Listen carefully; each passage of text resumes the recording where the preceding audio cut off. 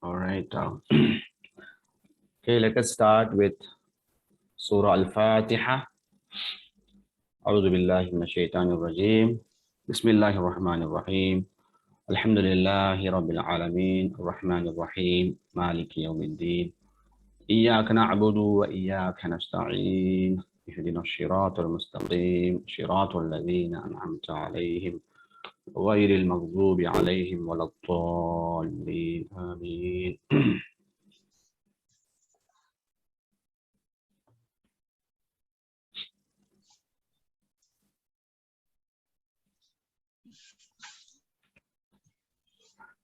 بسم الله الرحمن الرحيم. نحمده ونصلي على رسوله الكريم أما بعد. All praise to Allah, peace be upon Rasulullah, salutations to his family and companions, and to all of us, Ibadallah. Assalamu alaikum wa rahmatullahi ta'ala wa barakatuhu. Okay.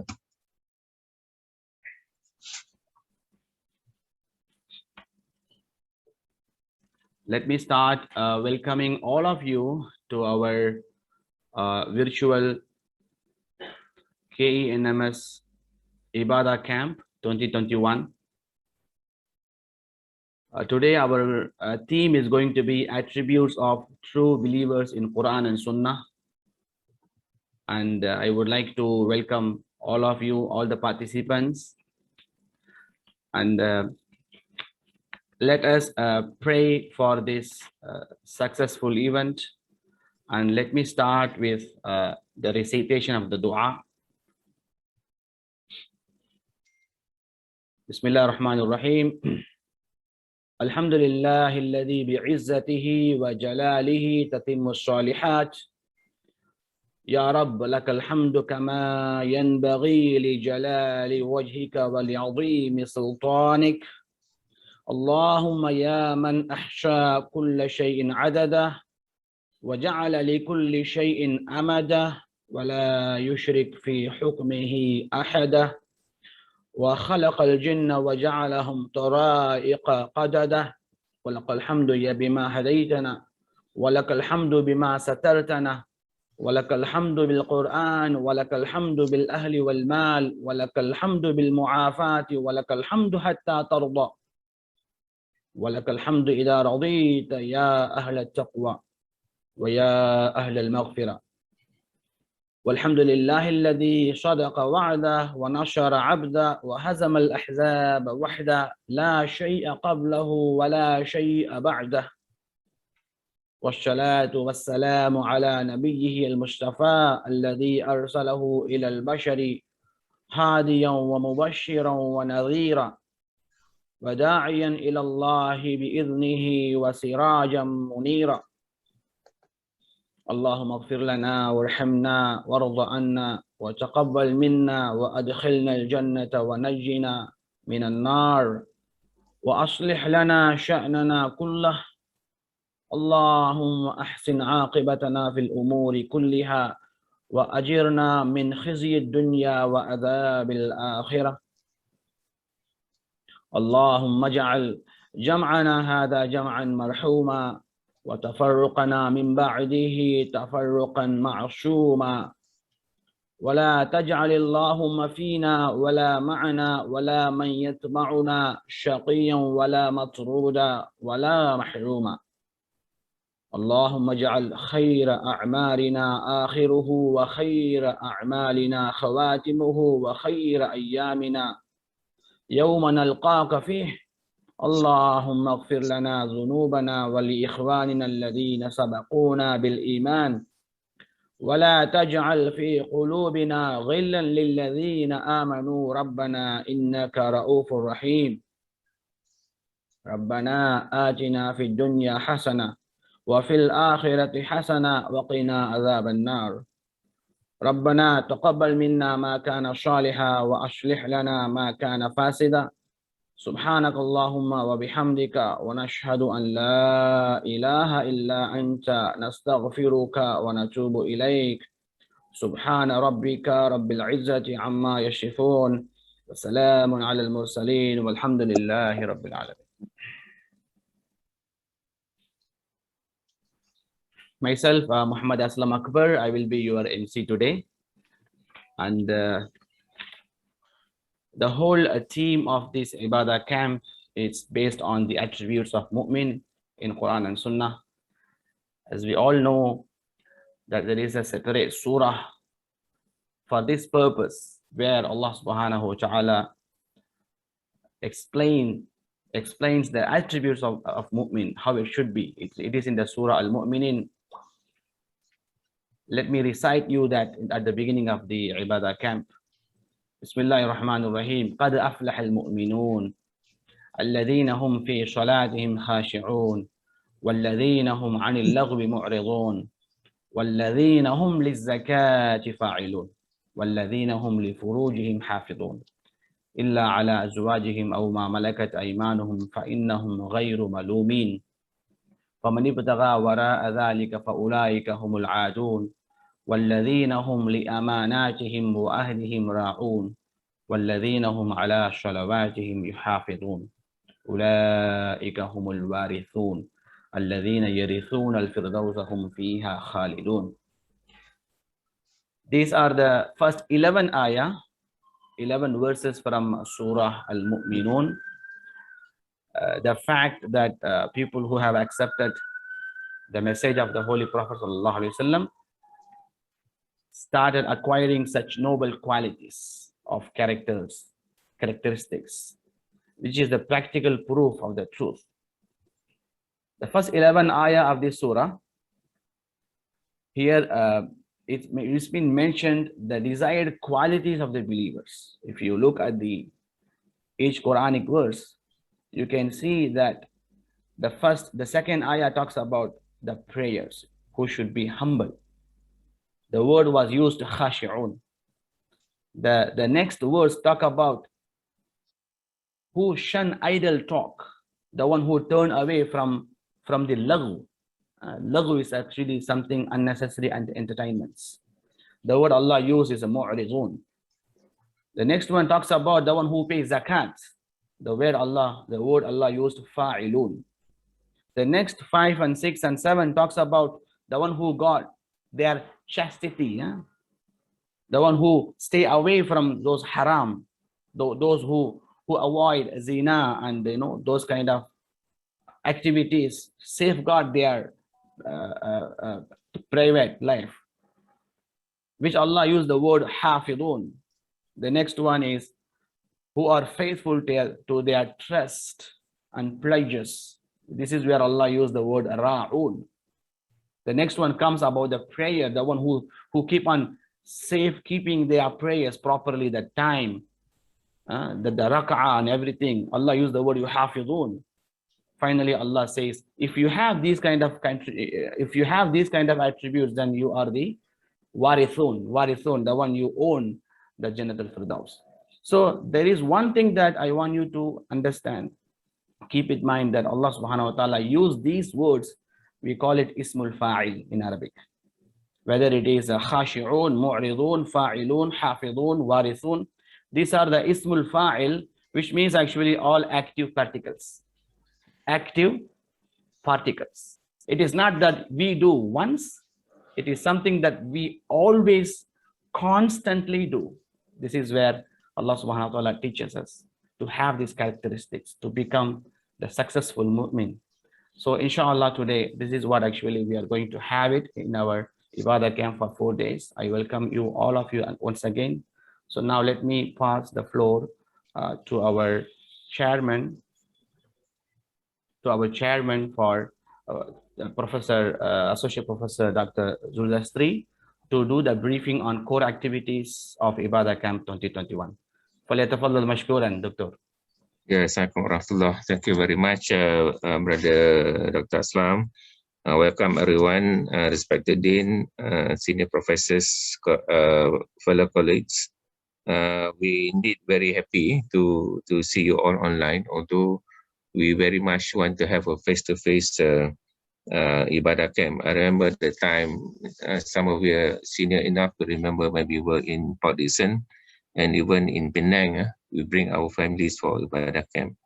And it's not only learning by ourselves, but also enjoyment of the family makes the occasion very brightful and very, what you call it, silaturahim and ibadah and kind of thing, you know.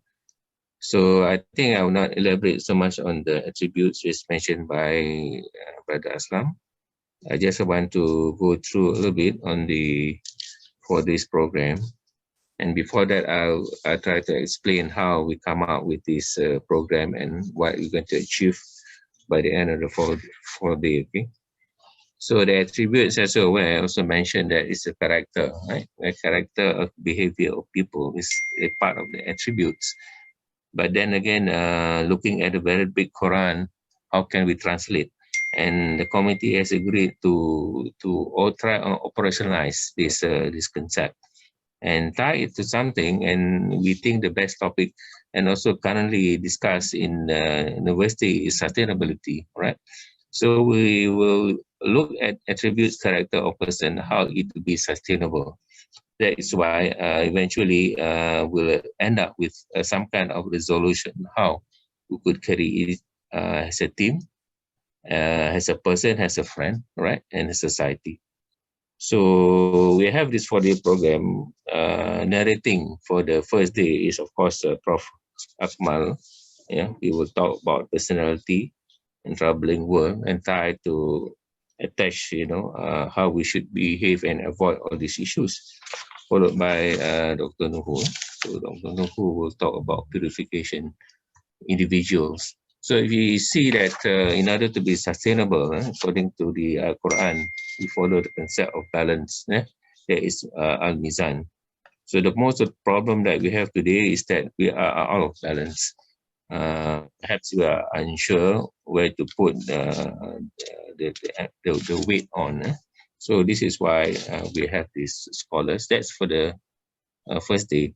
On the second day, also we have still building out our theories, building our foundation. We have Dr. Raidatul. Okay, we'll talk about tafsir, and he'll talk about this zikrullah, and followed by Dr. Khairil. He will talk about tafsir.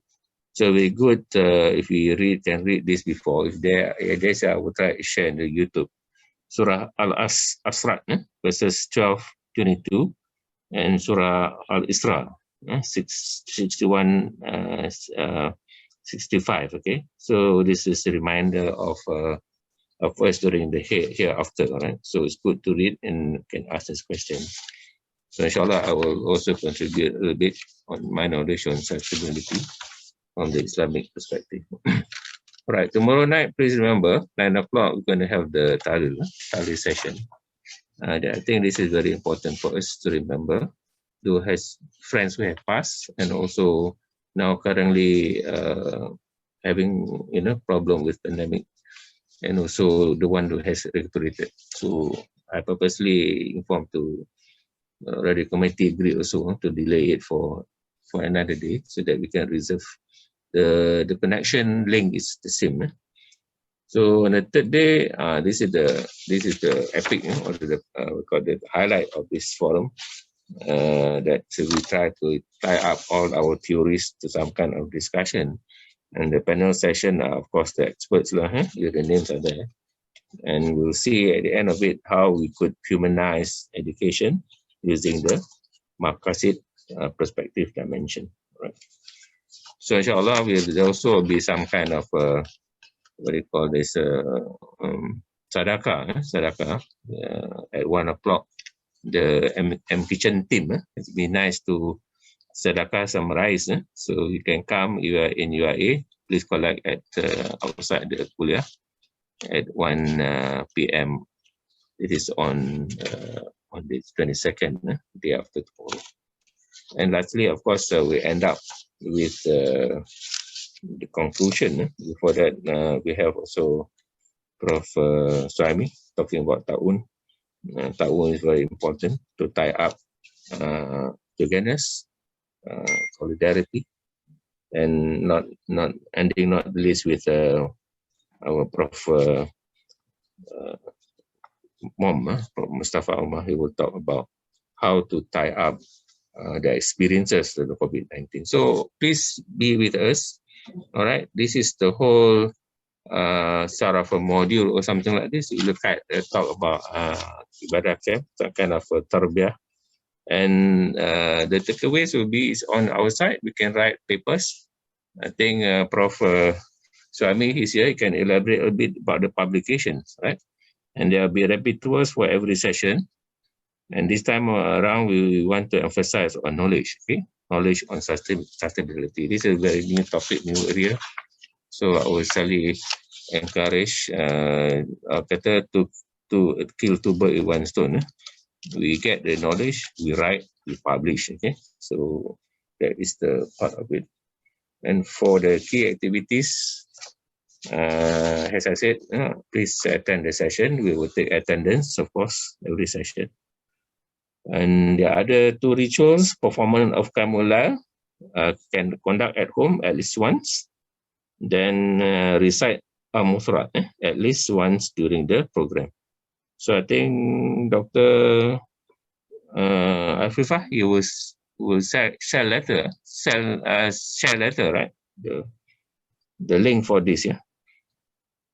And before this, we have some kind of activities, voluntary joint ritual Raidah challenge.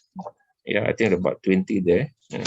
Hope you still can join, and we will announce the winner on Thursday. Okay? So as I said, please enjoy this session. Don't make it too formal or of course you will learn knowledge, but at the same time, this is an attempt we try to consolidate. After all this pandemic, I personally feel, everybody feel we are in pressure, very stressful, very stressful. So please treat this for this an enjoyable session. And we hope at the end of it, we have be a better person with better iman and better taqwa and better uqwah, better silaturahim. Okay, with that, I'll pass it to the Dean for welcoming speech. Bismillahirrahmanirrahim. Thank you, Dr. Zul Jasri. Okay, Alhamdulillahirabbil alamin. Wassalatu wassalamu ala asyrafil anbiya'i wal mursalin wa ala alihi washabbihi ajma'in. Praise be to Allah, the worthy of all the praises and compliments. Wasallam, his family and all his companion. Assalamualaikum warahmatullahi wabarakatuh. I think first of all we want to make dua for Sister Zuhana. Apa nama ni? COVID kan? Yeah, that is currently in hospital because of COVID. Inshallah he'll be well and make dua to Allah. Okay, he'll be recover soon. Okay, I think we have been having this ibadah camp for ages. Okay, sejak azali lagi we have been having all this ibadah camp.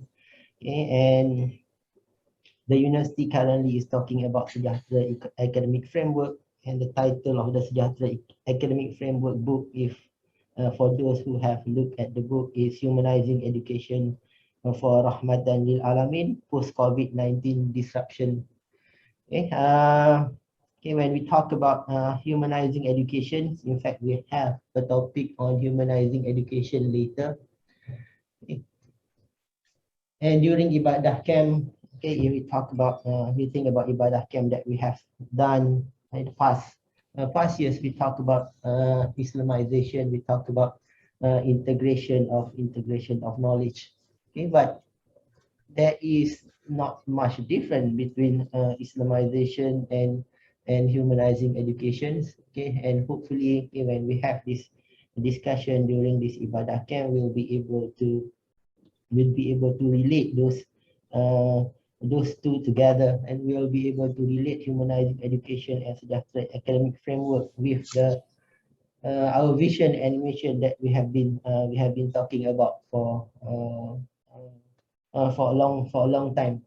Okay, in fact, when I was asked to prepare the opening for our audit. Okay, that's the first time I look at the kuliah vision and mission. I'm not even sure whether any of us have looked at our vision and mission. Okay, the kuliah vision is to be a leading faculty of international excellence for teaching, research, and consulting services, integrating conventional economics, accounting, business, and finance related areas with Islamic values and ethics. So we are talking about, okay, we have that Islamic values and ethics, we have that integration in our vision. And the same thing, if we look at our kuliah mission, we have in every sentence, our vision and mission, we are talking about Islamizations. Okay, and if we want to relate Islamization and sejahtera academic framework, I think there will be a lot of things that we have talked about, and they are similar with the humanizing education and sejahtera academic framework. Okay, one of the things that we have when we talk about element of self is learning to be.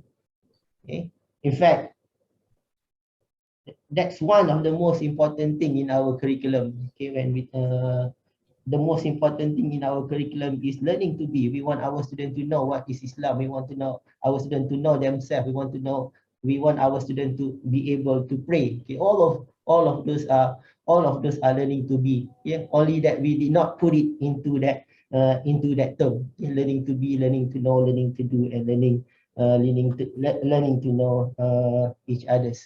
Okay, we already have those components. So the thing now is how do we relate those, not really how do we relate those components, okay, because we already have it. Okay? We just need to know, okay? And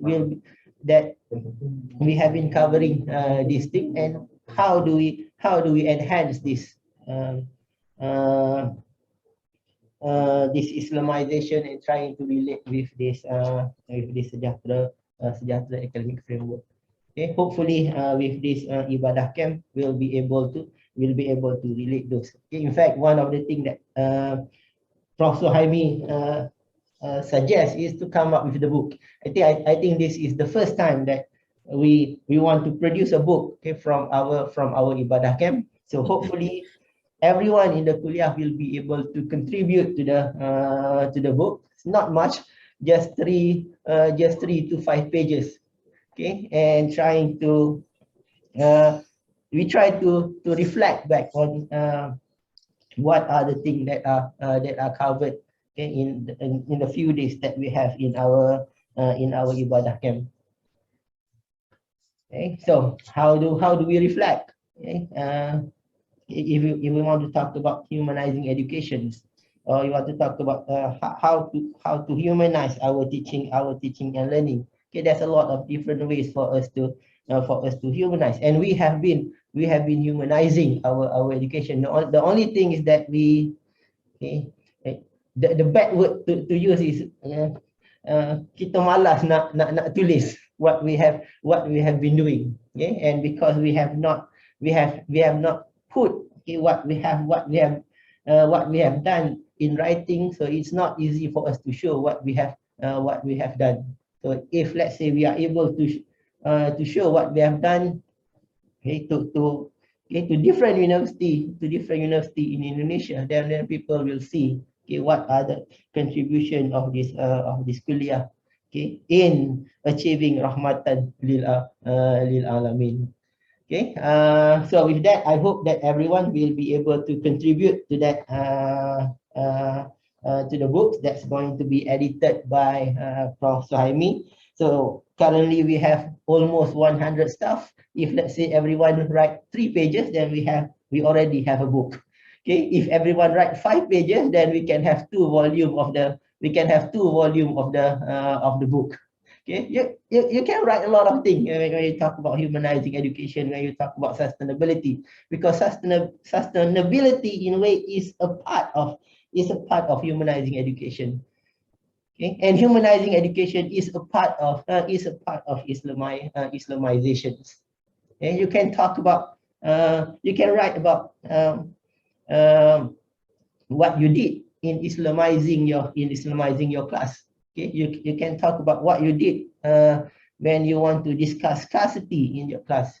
Okay, you can talk about what you did when you want to talk about accounting from Islamic perspective in your class. And that is the and hopefully with that book, then we'll be able to learn from each others, especially from the junior staff, the junior staff learning from the senior staff who have been teaching since 1983.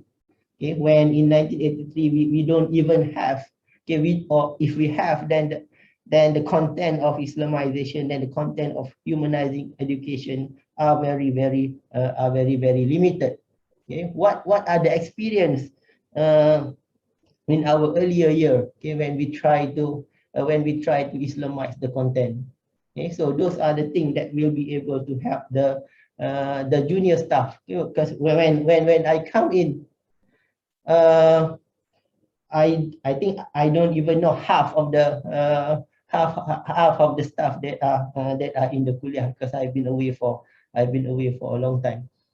Okay, so with that, we make doa that this event is going to be a successful. This program is going to be a successful program. Okay, Assalamualaikum warahmatullahi wabarakatuh. Right. Walaikum salam warahmatullahi wabarakatuh. Jazakumullah. Thank you very much, our dean. Alhamdulillah. So I think let me just once again let me just get you what we are going to have today. So we are going to have two speakers. The first one will be, inshallah, Prof. Akmal Khuzairy. The second one will be Associate Prof. Dr. Ibrahim Nuhu Tahir. So before I go to that, let me just let you know that I think based on what our chairman already introduced to us, that the activities of this program, for 4 days program, some of them we have already disseminated the information through your email. The committee is also going to organize Yasin and Tahleel recitations. Is going to be tomorrow, not today, tomorrow night at 9 p.m. And then we also have a virtual Riyadha is still open to any staff who are interested to join. Please follow the steps provided in the previous email to be part of the challenge. In addition, regarding the list of core activities that are also required to fulfill. And please also refer to the references of Al-Ma'thurat and guide to performing Qiyamul Layl. Those things you can find in the attachment. And also the attendance. The attendance is compulsory for all of us. So please, if you, of course, if you have your own group, department group, so please inform your department fellows to join and do the attendance. Also, we are arranging sadaqah for lunch, which is going to be on Wednesday, day after tomorrow. So the food will be available for collection outside the KENMS office from 1 p.m. to 2 p.m. So those are available to come and collect. Yes, please come and collect. Jazakumullah khair for this. All these activities, inshallah, will be successful if you yes, if you are here. All right, thank you. Let me just introduce to you our first speaker. This is the time. Our first speaker is actually Prof. Akmal Khuzairy Rahman. He is going to talk on sustaining Islamic personality in today's troubling world. So I don't have much to say about Prof. Akmal. I think all of us we know him, but still, if Prof. Akmal, would you mind if I just take some minutes to talk, to tell your background? I just prepared something. All right. So Prof. Akmal Khuzairy bin Abdul Rahman is a professor at the Department of Arabic Language and Literature, International Islamic University, Malaysia, and he is currently a member of the board of editors for the Arabic Language and Literature Journal, IAM, and also a reviewer for a number of other journals, including At-Tajdeed, Intellectual Discourse, and some other local Malaysian journals. His expertise Prof. Akmal, I think I'm also a good fan of your expertise in especially the proficiency of the language. The translation, made him a member of the halal terminology under CENTRIS Malaysia, with his interest in the field of translation in 3 languages, Arabic, English, Malay. He is actively affiliated with the Malaysian Institute of Translation and Book, which we call it ITBM, as a translator, interpreter, and editor of documents.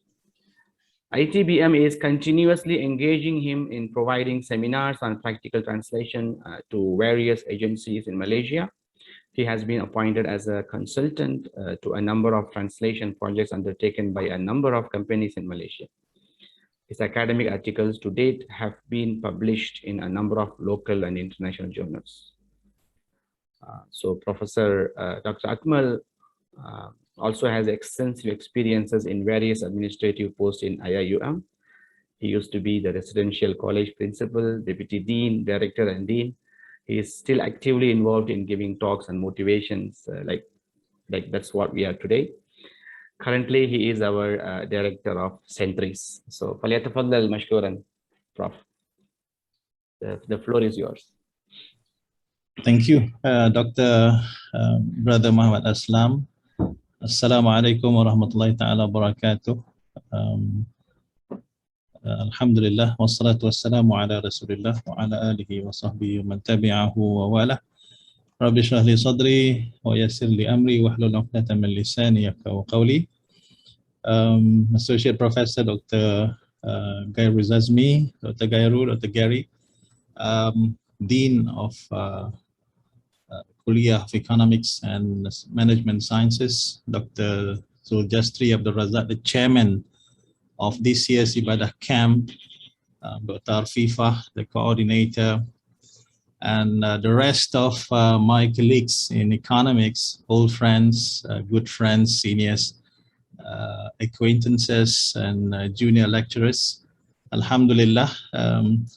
Let me just straighten things out in this very onset, that we are not going to actually learn something in the truest sense of the word learning, but rather it's just a sharing. The sharing meaning to say that many of what I'm going to share, we have already learned it before.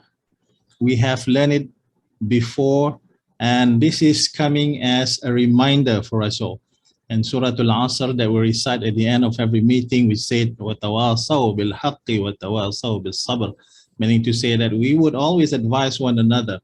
And this particular sharing moment this morning is exactly that we're going to share certain things to be in line with the theme of our own Ibadah camp. I'm not an expert, even I think that among our own friends here, they will be better speaker than me in talking about the topic that was given to me this morning about the Shakhsiyah Islamiyah, Islamic personality. But since it is going to be a sharing session and we're going to remind ourselves about the things that we have already taken before, so I do think that I'm going also to do a little service for us all, because it is going to strengthen our understanding, inshallah, about Islamic personality. We as human beings, brothers and sisters, as you know, from the linguistic point of view, the name insan itself, alif nun sin alif nun, if you look at the origin of the word itself, it comes from the 3 letters basics, that is nun, sin, and ya. And nun, sin, and ya coincidentally, or perhaps it's not a coincidence at all, that it means also to forget. So the word insan itself has one shade of its meaning is because we are a forgetful creature. So that is why insan is being called insan in addition to some other reasons. But it is there. I need to say that we are called insan because our own trait of being forgetful about the things that we have already taken, we have already went through before. So that is why we need constant advising. We need constant reminder, inshallah. The sharing session this morning, my dearest brothers and sisters, professors, it's going to be about Islamic personality. Islamic personality, which I gained from several references, as I mentioned to you just now. I'm not the subject expert on this one, but because of the responsibility given to me, I have made some references to some books and also articles on this one. And I added up with my own understanding and also my own learning on the subject. Inshallah, we hope that this would benefit us all in the course of this Ibadah camp. I'm going to share my screen.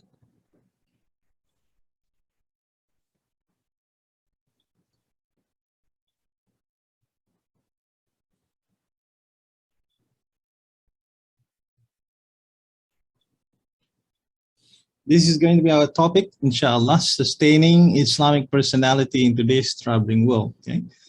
Again, when we talk about sustainability, it is not something peripheral. It is something marginal to Islam itself. Even when we read Surah Al-Fatiha, and we read it in every rak'ah, the meaning of Alhamdulillahi Rabbil Alameen, Rabb mean here the sustainer of the world. So sustainability is not something which is alien to our own belief and religion. Even in Islam, if you know, Islam is about sustaining our own life here and the hereafter, in this world and the hereafter. So sustainable is not something marginal in the understanding of our own religion, but rather something which is central to the belief and also the religion, the doctrine, the creed of Islam itself. We are going to talk about the sustaining Islamic personality. We go to, sorry, I'm going to share the full screen of it. Okay. Okay.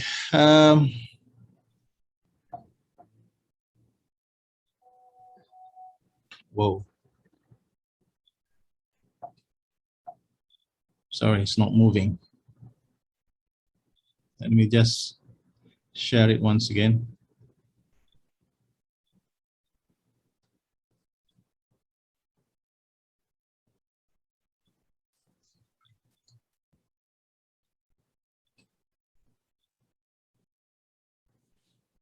Okay, Islamic personality, the definition which was normally given in references, it is about the all-encompassing way of life, which result in an approach that is able to connect every aspect of behavior, attitude, and feeling for Muslims.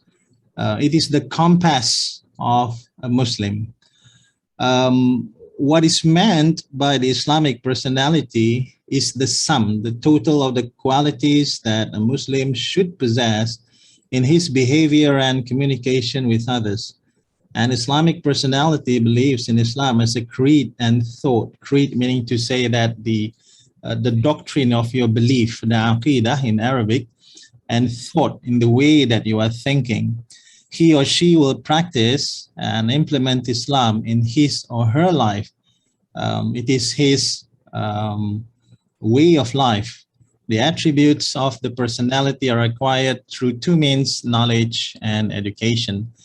So in a nutshell, when we talk about Islamic personality, we are talking about the thinking, even the emotion, the feeling of a Muslim, and the suluk and the way that he acts, the way that he behaves, and the way that he sees the world around him, and the culture that he takes up, okay, and the lifestyle, and it's the whole thing. And we talk about personality. That is why in psychology, they are still debating about what are the basics and elements of personality. We are not going into that, but rather we're going to take something which is general, that is the definition of what we can see when we talk about personality. So the visible elements that we can see when you talk about personality is the thinking, the feeling, the behaving, the worldview, and the rest. Now we can see that when Islam comes 1,400 plus years before, they changed not only the landscape of Arabian Peninsula, but also the characteristics of its people. We know that the Arabs before Islam, even the Persians, even the Romans, they are not that interested in conquering that part of the world. The question is, why so? Because they don't see that that particular part of the world would benefit the civilization. And why so? Because the Arabs of their nomadic nature, and they are always at war with one another. So that wouldn't attract any conquering power to come and benefit from these people, even if these people are led to be on their own, perhaps because they are always at war with one another. So perhaps that would annihilate, themselves altogether because of what they were doing, the way that they are acting. But lo and behold, after the Prophet came, in 30 to 40 years' time, these particular traits of the Arabs from warring tribes, nomadic life, doesn't know what civilization is. They emerge as one of the challenging authority and power to the existing two big civilizations that were there then, the Persian, the Sassanid Empire, and also the Roman Empire. And we are talking about 30 to 40 years' time. Okay? Even when we talk about the context of Malaysia, we have been independent for 64 years, right? But we have not come to be like a big civilization. And you talk about China, of course, in 50 years from a very poor country, they become now one of the big superpowers. But in 64 years, we are still not there yet. But 1,400 years before the Arabs, in 30 to 40 years, they managed to transform themselves to become the power that can challenge the big superpowers then, the Persian and also the Romans. So there must be something that really transformed their personality. Okay? So this is a very big question. Even some historians, the Orientalists also, when they look into the history of the Arabs, they were perplexed. They were really surprised by the fact that from this type of people, you're talking about a people, that is why you have in 1 year, okay, they name it Shahrul Haram. See, Shahrul Haram is the 4 months in one calendar, in 1 year, whereby they forbid themselves from being or killing one another. The rest of the year, the 8 months in the calendar, they are free to do anything. But, they agreed with one another to say that, let's take a break in this 4 months, right? So that is why that even you encounter the one who killed your parents and children, when you are in this month, you just cannot do anything. Why so? It is prohibited for you to kill. Why so? Because you have another 8 months remaining that you can do whatever that you want. So they are so much in love with war. And sometimes if you read, I'm also from linguistic Arabic literature background. You read in some of the poems, they would say that they get bored if they are not at war.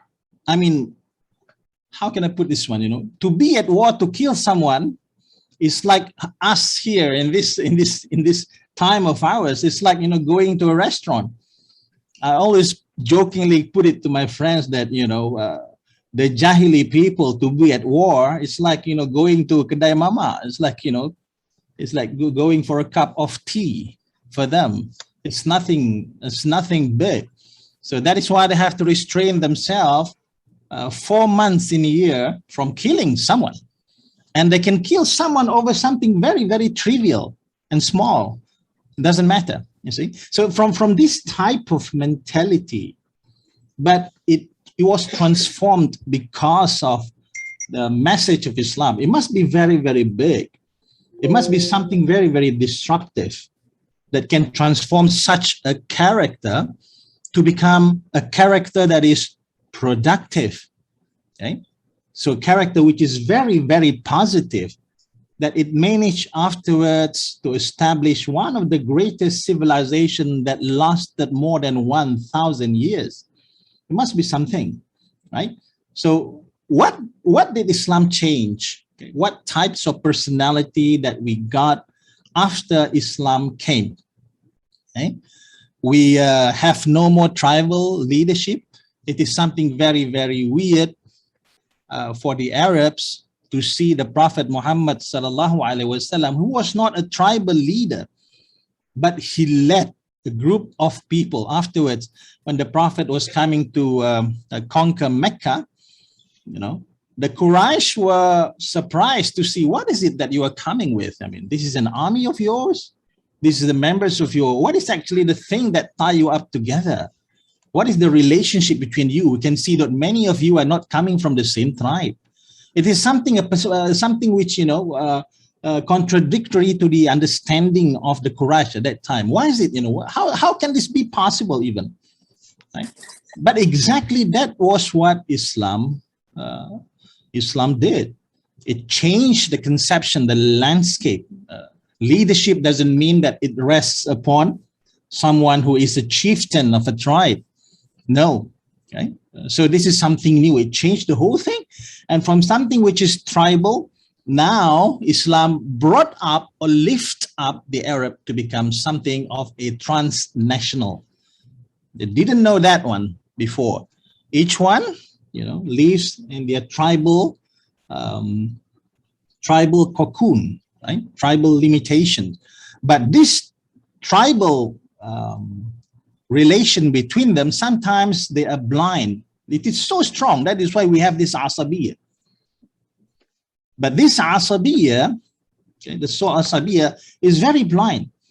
For an example, they would defend anyone from the member of their clan, regardless whether the one they are defending is wrong or not. I mean, they ask question later, whether that particular person is wrong or not, it's a second question. But whenever that a member of your tribe was attacked, was threatened, you would, be defending him, brothers in arms, defending him regardless of whether that he is guilty or not. This is asabiyah. In one story, for an example, in the time of Muawiyah, Yazid, his son, who would become the second caliph after him. So he saw Muawiyah was in his, meeting room or something. Okay, then came up one old man. Okay, a very old man came and wanted to meet up with the Khalifa, Muawiyah. And Muawiyah didn't wait, but he came to that particular old man, respecting him. And this, to the astonishment of his son, Yazid. And then he later asked his father, Father, what actually were you doing? I mean, this is an old man, see? But Muawiyah told him this is what he must know in politics, because you must know who is this old man. This old man, he said in Arabic that if he get mad, this old man get mad, 100,000 knights, warriors, will get mad also with him, and they do not know even why is it that the man was mad. Yeah? In Arabic, they say that إِذَا غَضِبَ مَعْهُ مِئَةُ أَلْفِ فَارِسٍ وَلَا يَعْرِفُونَ لِمَاذَا غَضَبَ. They will also be mad, 100,000. You can imagine. I mean, it's just like, a full battalion of an army, right? Because why? Defending that particular old man because he is a member of their clan. And they don't even ask the question, why is it that he was mad? This is the asabiyah. Okay? This is the asabiyah. That is why the Arabs, mind you, I think it's the only people who has managed to establish countries based on their tribe. For an example, Saudi Arabia, it is governed by a clan. Jordan, it is governed by a clan, right? So it is something very big. I mean, we must understand this, right? But when the Prophet came, he transformed that understanding.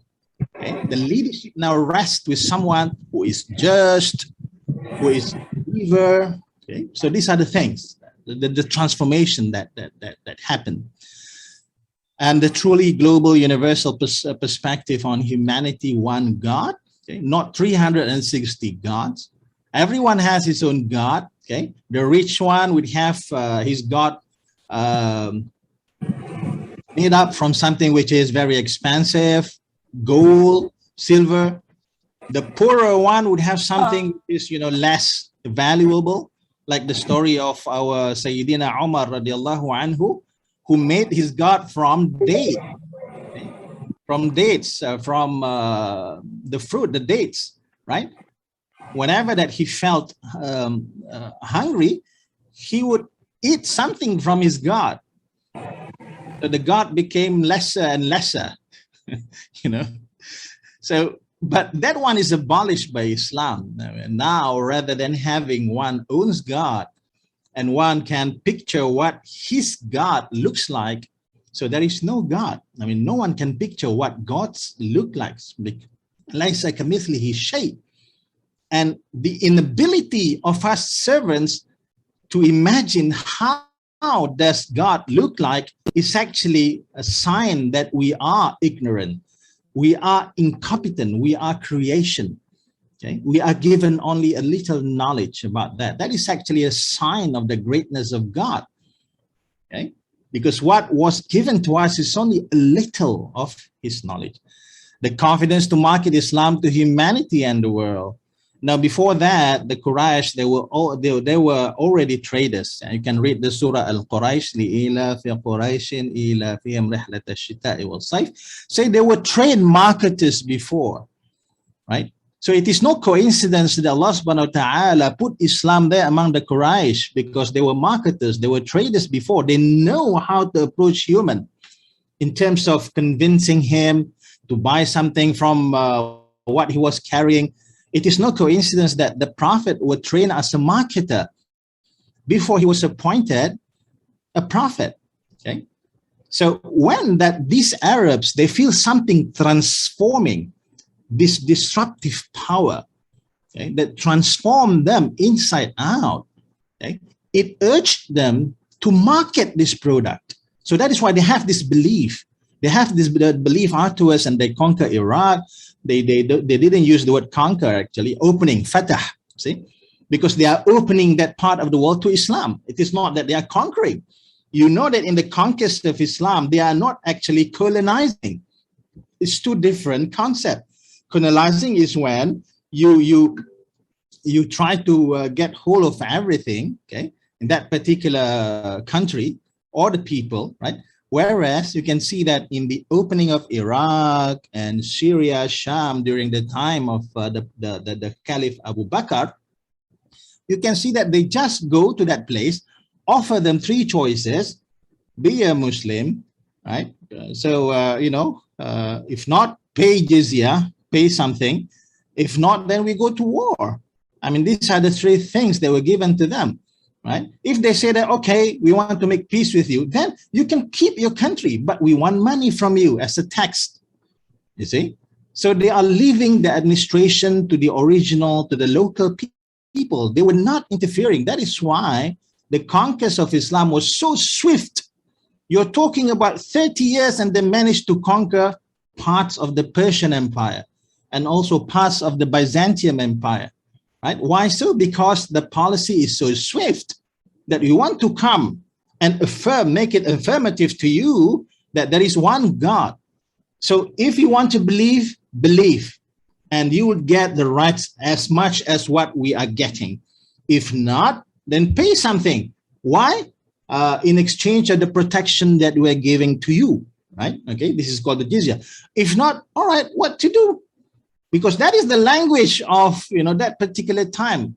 If we want to say to someone that I'm better, or I'm stronger than you, so we have to be in war with one another to prove that, right? So this is what they have, the confidence that they have from tribes, okay, that live only in that part of the world. They become truly international. This is the transformation. And you have the unified political system, social justice, right?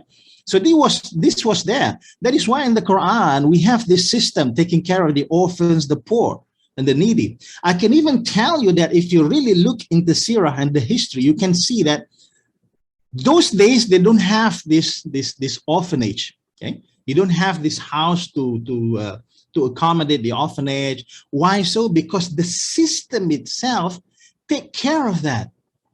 Okay? The system take care of that. I mean, it is something that was practiced before that we didn't see. We don't see it now even. Not many that, we are practicing this one. Let's say, for an example, the Prophet ﷺ himself, when he saw that his uncle Abu Talib was poor, and he has many sons, by the way, right? So that is why he offered to his uncle, said, can I take Ali to become my adopted son? That is why Ali was taken by the Prophet and was living with the Prophet since he was a child. Okay, and you have Zayd bin Haritha. Zayd bin Haritha is again, he was, well, in today's term, we should say that he was a black boy, right? He was a black boy. He was a black boy, and the Prophet took him in as one of his adopted sons. This system was prevalent then. They don't need to be concerned or worry about orphans. Why so? Because the system was there. The poor, the needy, the women, and everything was transformed afterwards because of Islam. Okay, so this is actually the system, and it uplifted the situation afterwards. So the social justice was maintained. And you have the prosperity, okay? The prosperity because of the economy. Now that that the Islam is conquering all those territories, and they can do business, okay, in much more peaceful manner than it was before. Because before you were talking about taking your caravan through the desert, and there is a high possibility that you're going to be robbed.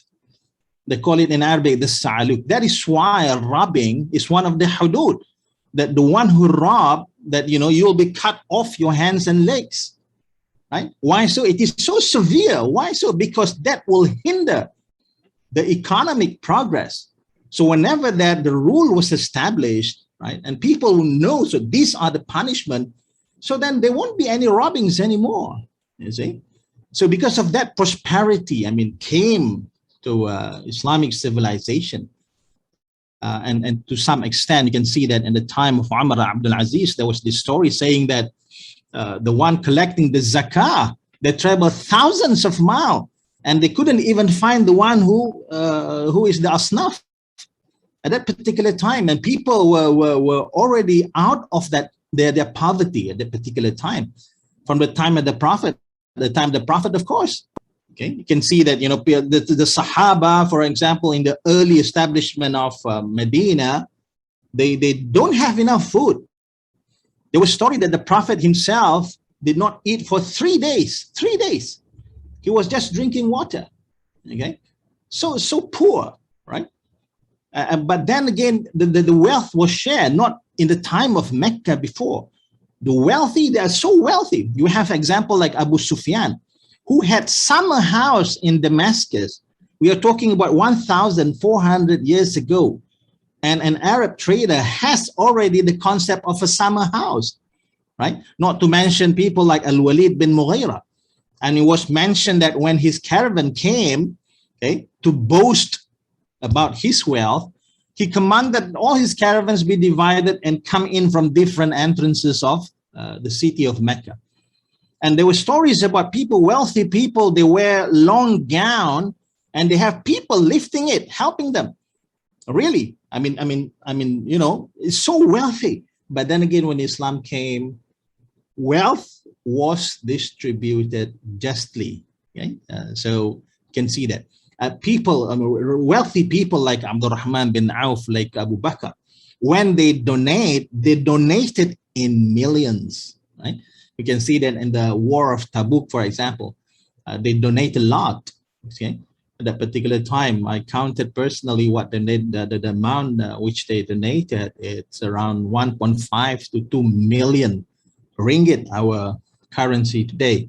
And this is a donation. Normally they would make such a donation, right? So they share. The wealthy would share their wealth with the poor ones. But during the Mecca time, the wealth they are only depriving the poor ones. If they give them loans, they charge usury, okay, very high amount of usury to them, making them even poorer after that. On the personal level, new set of values. I can see people transform, right? Like Abu Bakr, for an example, right? Like Omar, for an example. Okay, Omar is a very brave man. He even, the story that when he came back to he came to his sister's house. Upon hearing the recitation, he was so mad because someone told him that his sister converted to Islam, and he was so mad. He came to the house of his sister with the intention to even kill her. Okay? But what happened is that upon hearing verses from Surah Taha, okay, so his heart softened. His heart softened and became a Muslim. Right? So values change in a person when they transform, converted to Islam. Right? But also we must know that this impact, they came on different levels depending on the personality of that particular people. So that is why the Prophet, you have people like Abu Bakr, upon hearing that the Prophet received revelation from Allah, and said, yes, because this is Muhammad. He never lied once in his life. If he said so, then I believe him. This is Abu Bakr. You have people like Abu Zar al-Ghifari, came down to Mecca from the north, trying to find. We have people who find the Prophet. We have people who agree with the Prophet. You can see that how the Risala, the prophethood message, okay, it settles with someone on different level in different situations, right? Not the same. Everyone is not receiving Islam on the same. You have Osman, for an example, because of the kinship that he has with the Prophet. Okay? You have Omar, for an example. He was a warrior, Omar. Eh?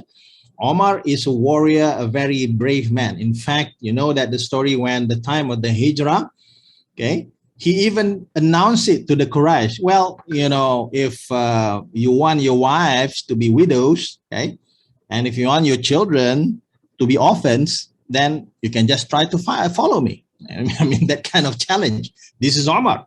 But then again, this type of character converted to Islam, you can see that the contribution that is going to make.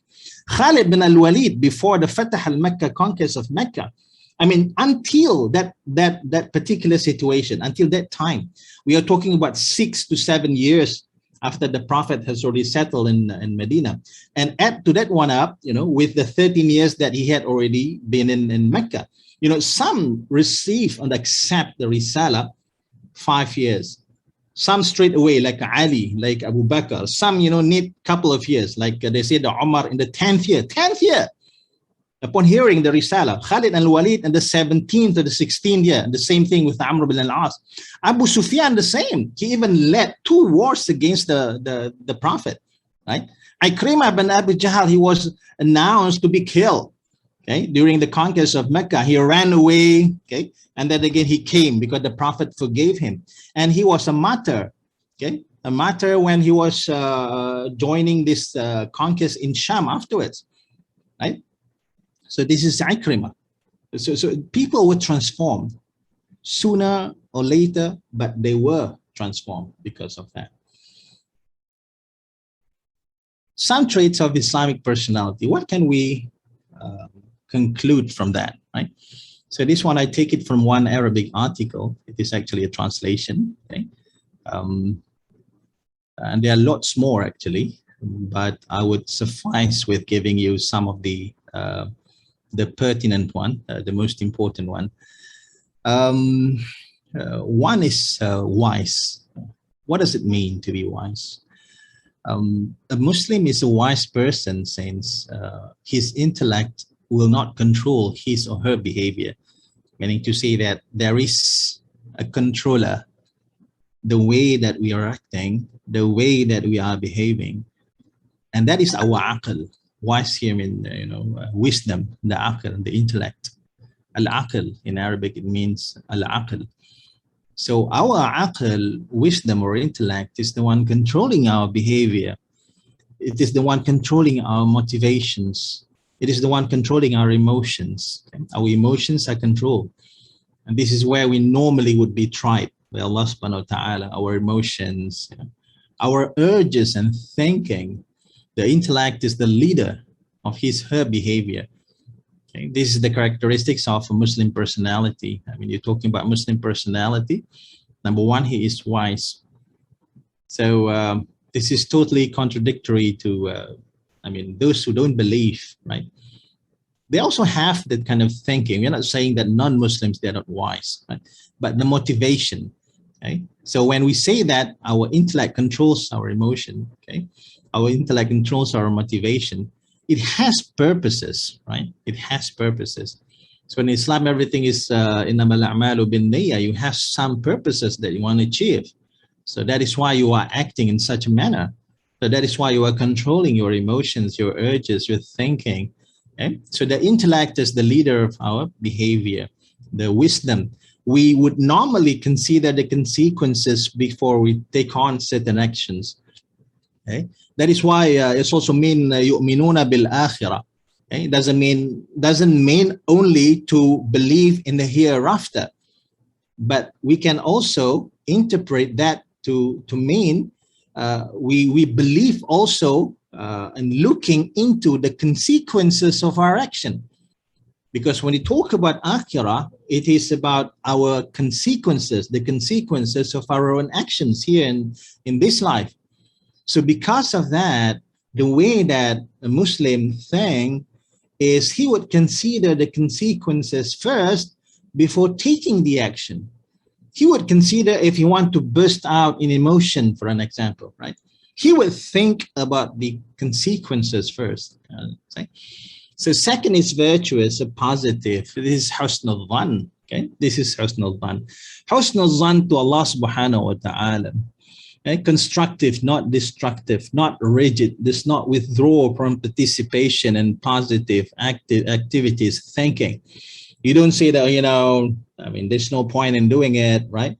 So what's the point of having this Ibadah camp, as Dr. Gary just now mentioned, it's since Azali that we have this Ibadah camp, but nothing changed much, you see? So what's the point in having this Ibadah camp, right?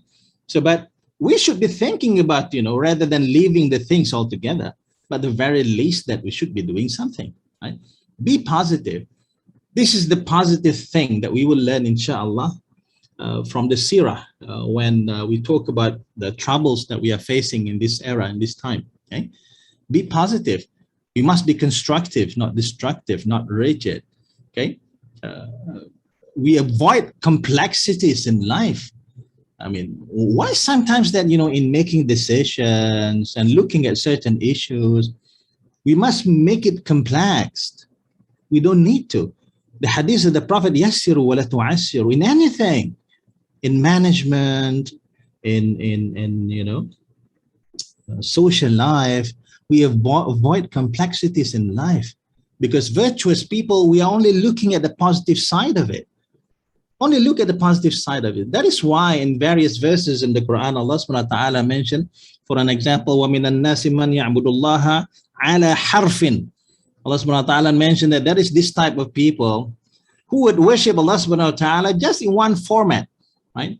In one format that, you see, because if everything is good for him, he would continue worshiping Allah subhanahu wa ta'ala. But if something turned bad, for example, something turned bad, and he would blame it on Allah subhanahu wa ta'ala as well. Lord, why? Why is this? Right? This is a story about a group of Bedouin who came to Medina when everything was stable and people were flocking to Medina, giving them the Prophet their allegiance, right? Because of Medina was winning the war. You know, people were respecting Medina, not like before. Right? So they were flocking to Medina, and some of them want to take the citizenship of Medina. So it is natural, right? So among them were this group of Bedouins who came to Medina and declared their Islam. You know, 1 or 2 weeks, they are okay. I mean, they feel healthy. You know, the atmosphere of Medina is very refreshing. They praise Medina. And then later on, you know, after a few months afterwards, and something happened. Something happened. The wife got sick. The son got sick. He fell into sickness. And then he began to blame Islam. Okay. He said that, what is this Islam, O Muhammad? I mean, I'm no longer healthy. I'm no longer having my properties. I was losing my properties. Okay. I'm not a successful farmer anymore. So he was blaming, and 2 or 3, 4 the stories, the same line. Okay. But you know, this is the type of iman that they had. I mean, whenever that everything is okay, so we begin to praise Allah subhanahu wa ta'ala. when everything it went south, it's not happening the way that you want it to be, then you are blaming Allah subhanahu wa ta'ala. But Islam, brothers and sisters, I keep telling this to myself, is that it must be in both situations.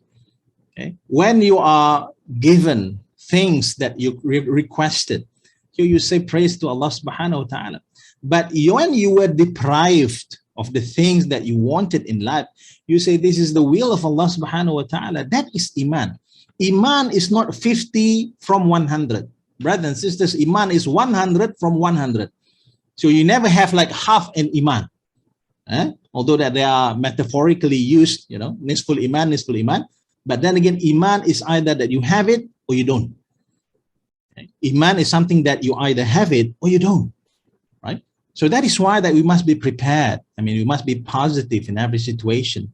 Not only that, when Allah subhanahu wa ta'ala given us all the ni'mah, we say Alhamdulillah, Ya Allah, and shukr. Right? But whenever that Allah subhanahu wa ta'ala tries us as well, whenever we are in that difficult situation, we must also stick to our Iman. We must be positive towards it, right? So this is the virtue that you want to have. The husn zan to Allah subhanahu wa ta'ala. Why Allah subhanahu wa ta'ala? Sometimes we are mad to Allah subhanahu wa ta'ala because Allah did not grant us one of our requests.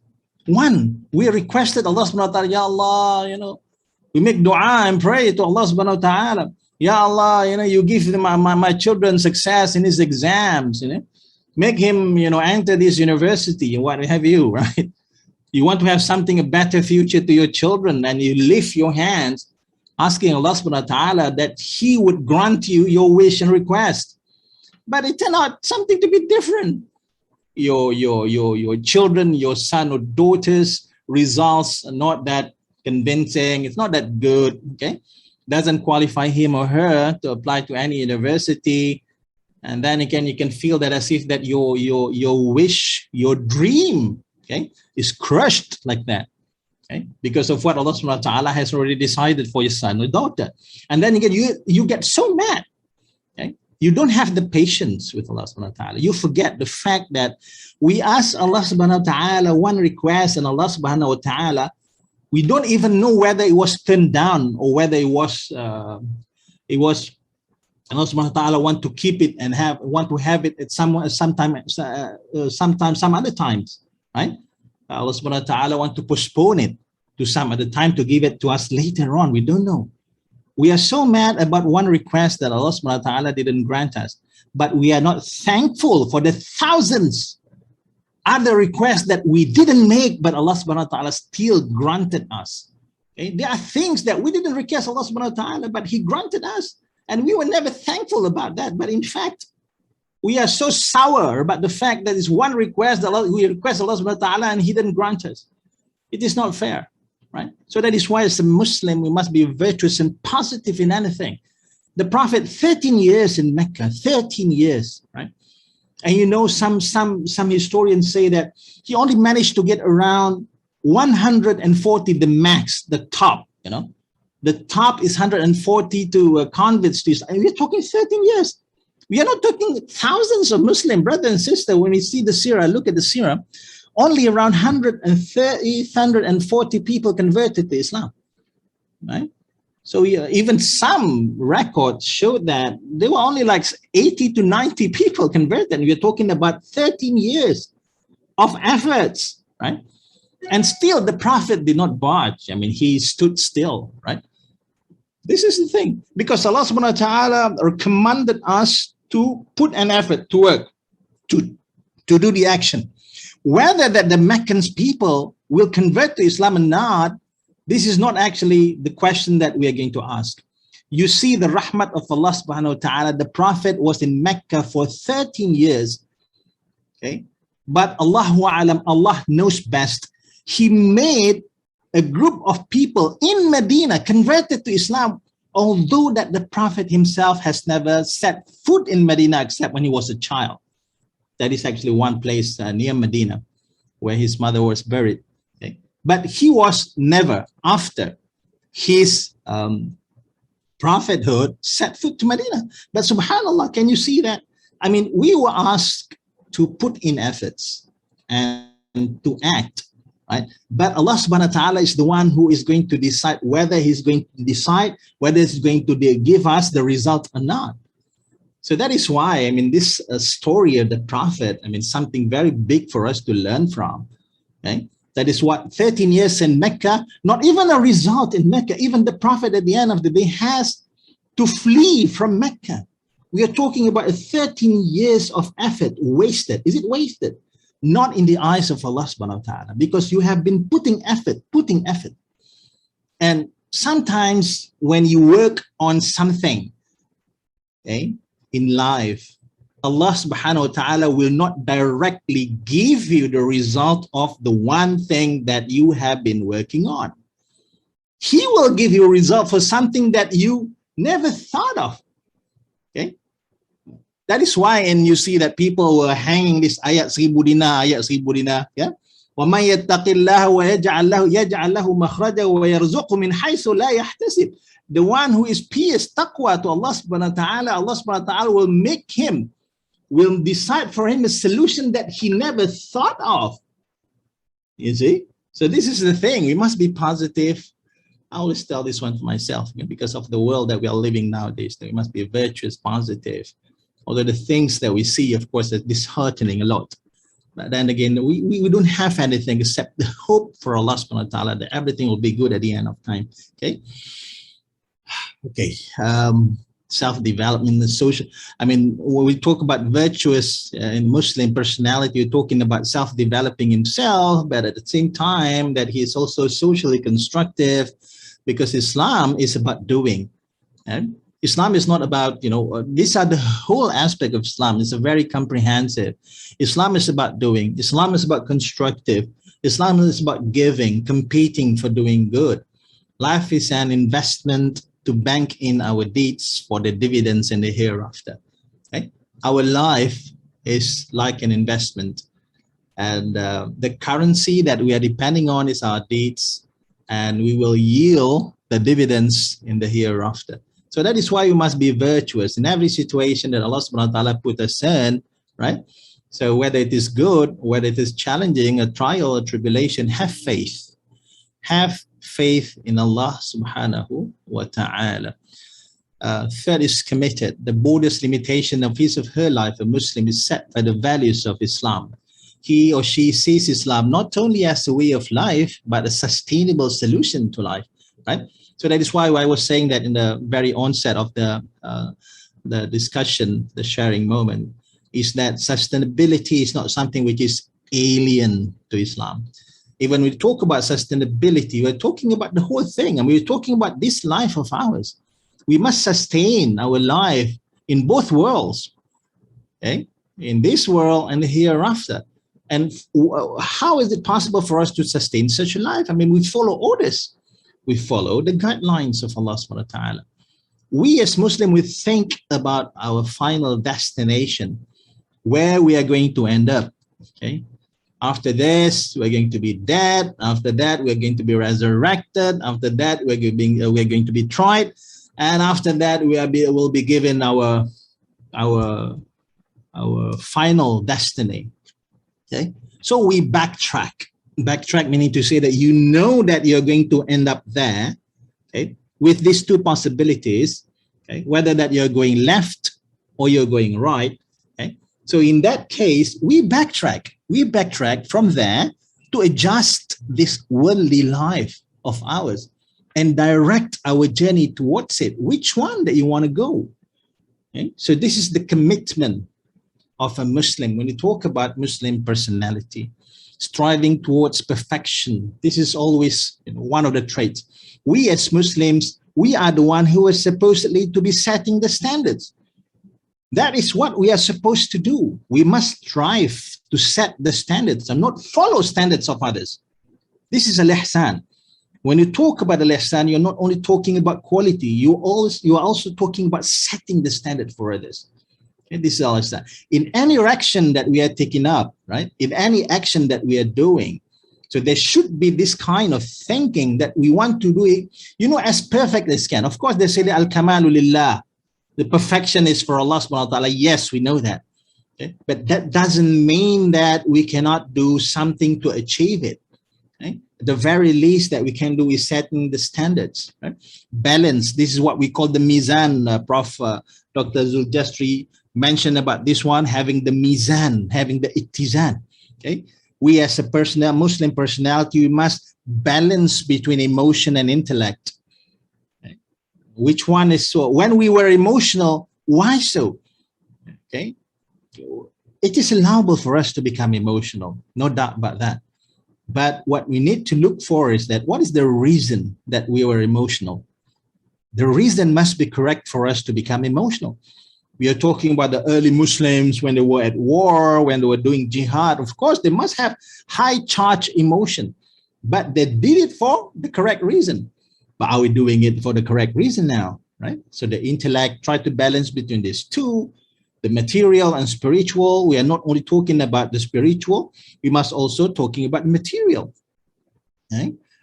وَلَا تَنْسَ نَصِيبَكَ مِنَ الدُّنْيَا. That you don't forget your portion of this world while you are chasing after the akhirah. Dunya and akhirah, don't separate between them, but take both together, between efforts and results, enjoying the ni'mah by remembering the giver, patient in trials but hopeful, the one that I talked just now. Discharging responsibilities, balance between these roles that Allah subhanahu wa ta'ala has given us, right? We here, I mean, all of us, we are here as lecturers at this university. But we do have other roles as well.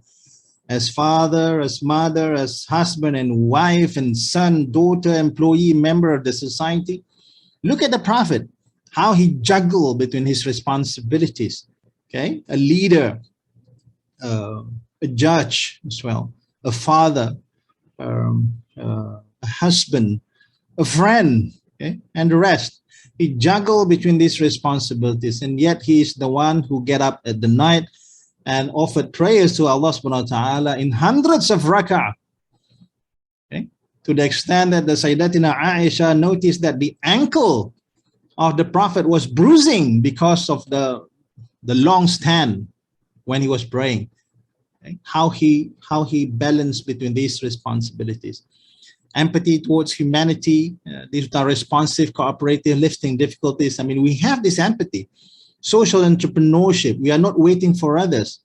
We try to initiate something. The one that, you know, we know that some of our good colleagues from economy is doing the M Kitchen, Prof. Suhaimi, Dr. Zul, and the rest of our colleagues in economy who has this program trying to distribute food to the needy ones, you see.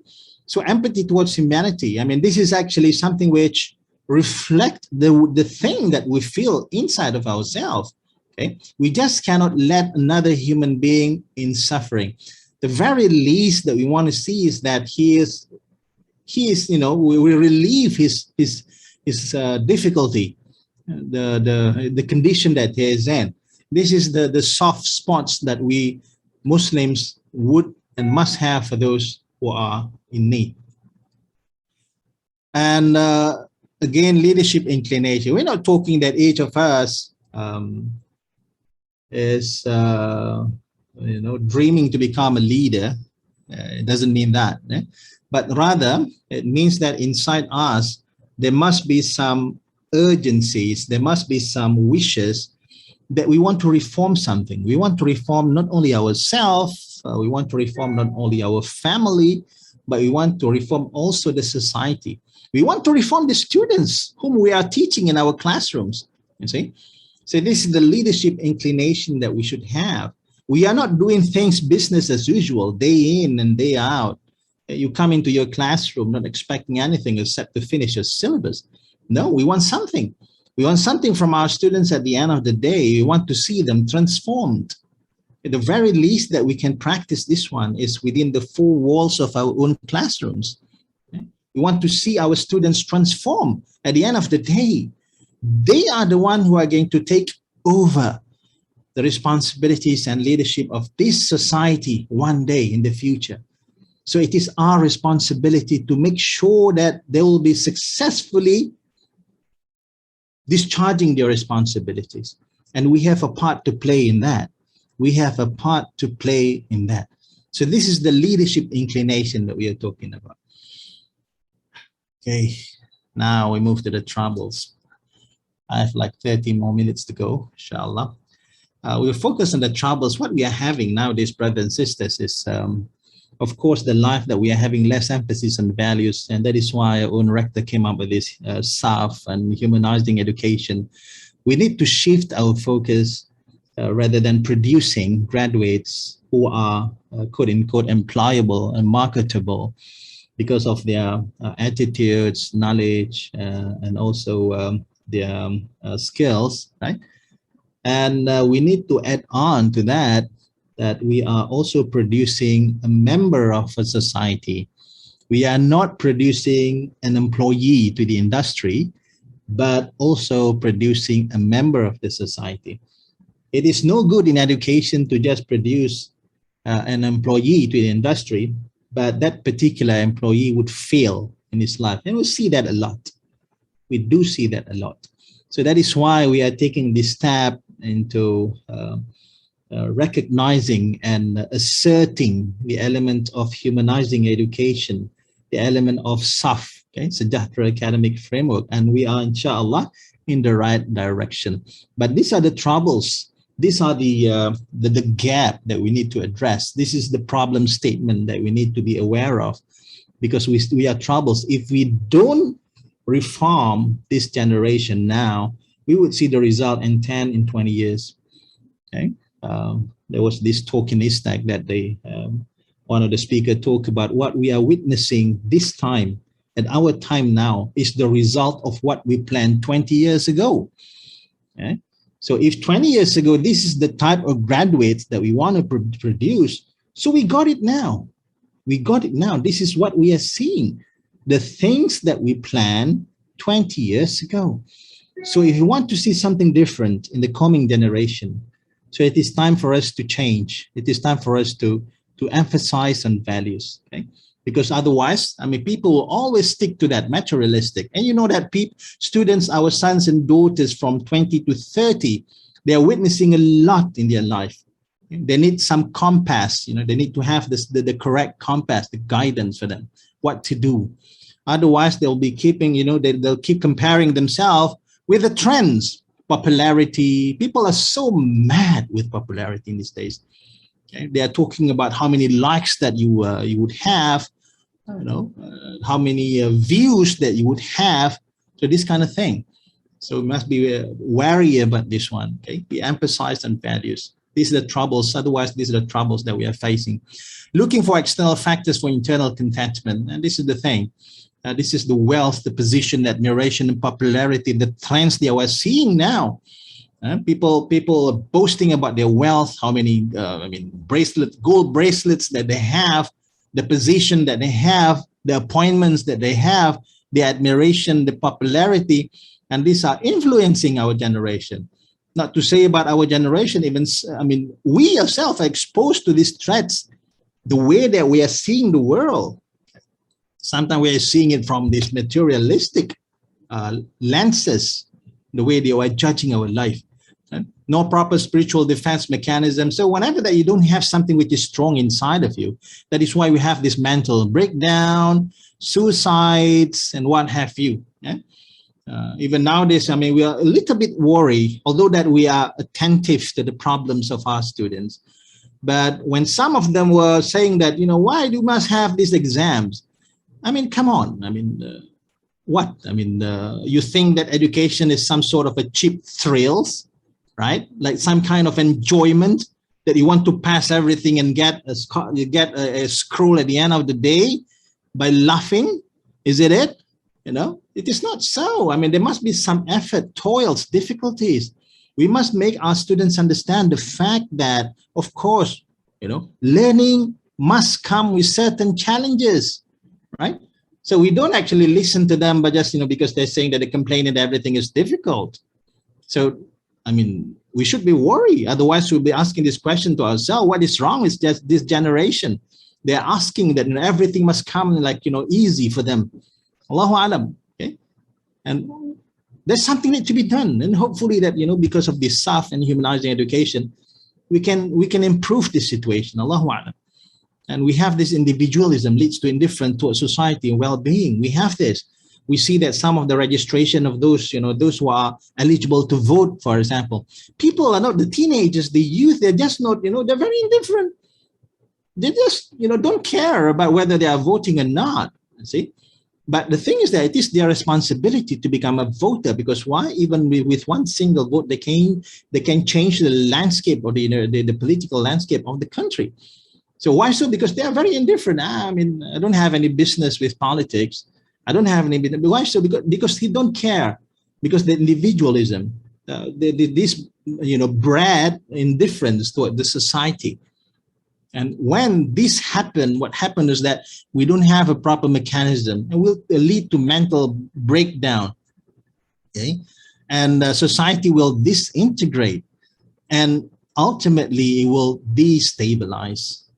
Social trouble, we have nowadays because of the internet. People are trying very much to say that if there are some political issues, they would be the best politician to try to discuss about the problem. If there is an economic issue, that would be the best economist who will talk about the problem. And after you can see here, then the Facebook and Instagram, and suddenly people, overnight became experts in almost everything. And they say that they are right and you are wrong. So this happened not in also in the religious aspect. You see that this ustaz is saying, I am correct, that people is wrong. Another ustaz say, that one is wrong, I am correct. This one is said, my fatwa is correct. That one is saying his fatwa is correct. At the end of the day, you have several fatwas altogether, right? It's okay to have difference in fatwas, but this attitude of holier than thou, I'm correct, you are wrong. So these are the troubles that we are facing now. Even among the intellectuals, among the ustaz, ma'alish, among the mashayikh, you see. So these people have the same attitude. They say that, I'm correct, follow me, right? So this confuse us laymen, right? This is the social trouble. This is the social trouble because it confuses us, right? And a lack of observance to the etiquette of having different opinions. And normally that when we differ in opinions, we would always accuse the other party as, the words. I mean, used to be the time, 80s, people were takfir, attaching, saying that the other party, if does not agree with this principle, then they are kafir. Used to be the time when we talk about Islam, we are talking about political Islam. Either that you are with Negara Islam, Dawla Islamiyah, either you are not. You see? If you are not, then you are not with us. You are a lesser Muslim because you are not past. You are a lesser Muslim because you are with UMNO or the rest. This was the discourse before, right? And then again, things change. Those who were saying that, this is a lesser Muslim, this is a better Muslim. Nowadays, they are not talking about that anymore. At the end of the day, we are confused. We are confused. Layman, we are confused. Before you were saying like this and like that. So we need to know what is actually the real situation. And we really zoom in on that. We say that, subhanallah, Islam is more than that.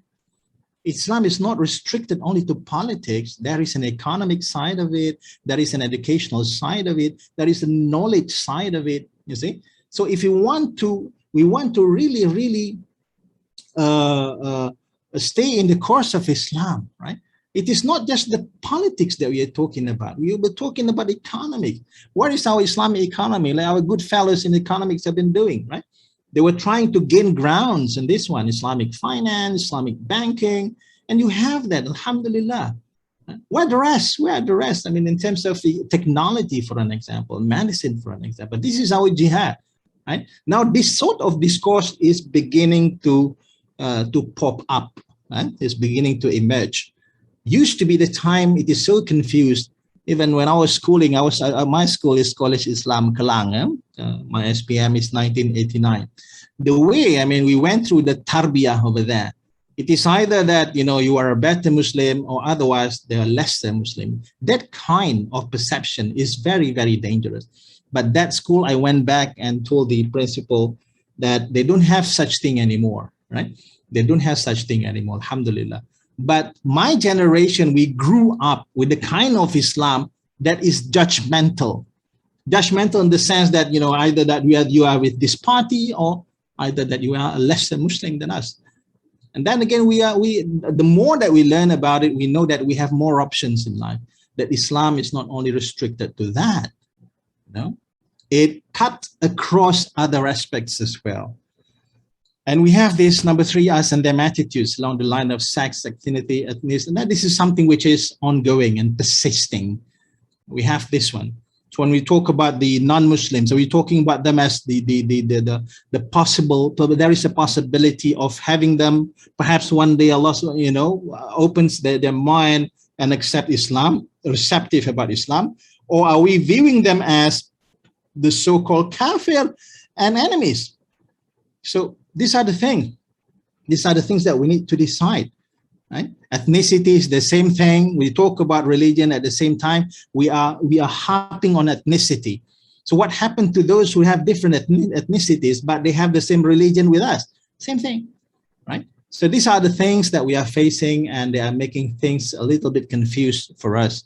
And these are the social troubles that we are facing. The social trends, okay, not to mention the social trends, the technology, the lifestyle that we are facing nowadays. We are being bombarded with trends, you see, and our children are also in the footsteps of these trends. So these are the things that concern us. These are the troubles that we are facing. So that is why the consequences that we are seeing, people are labeling one another.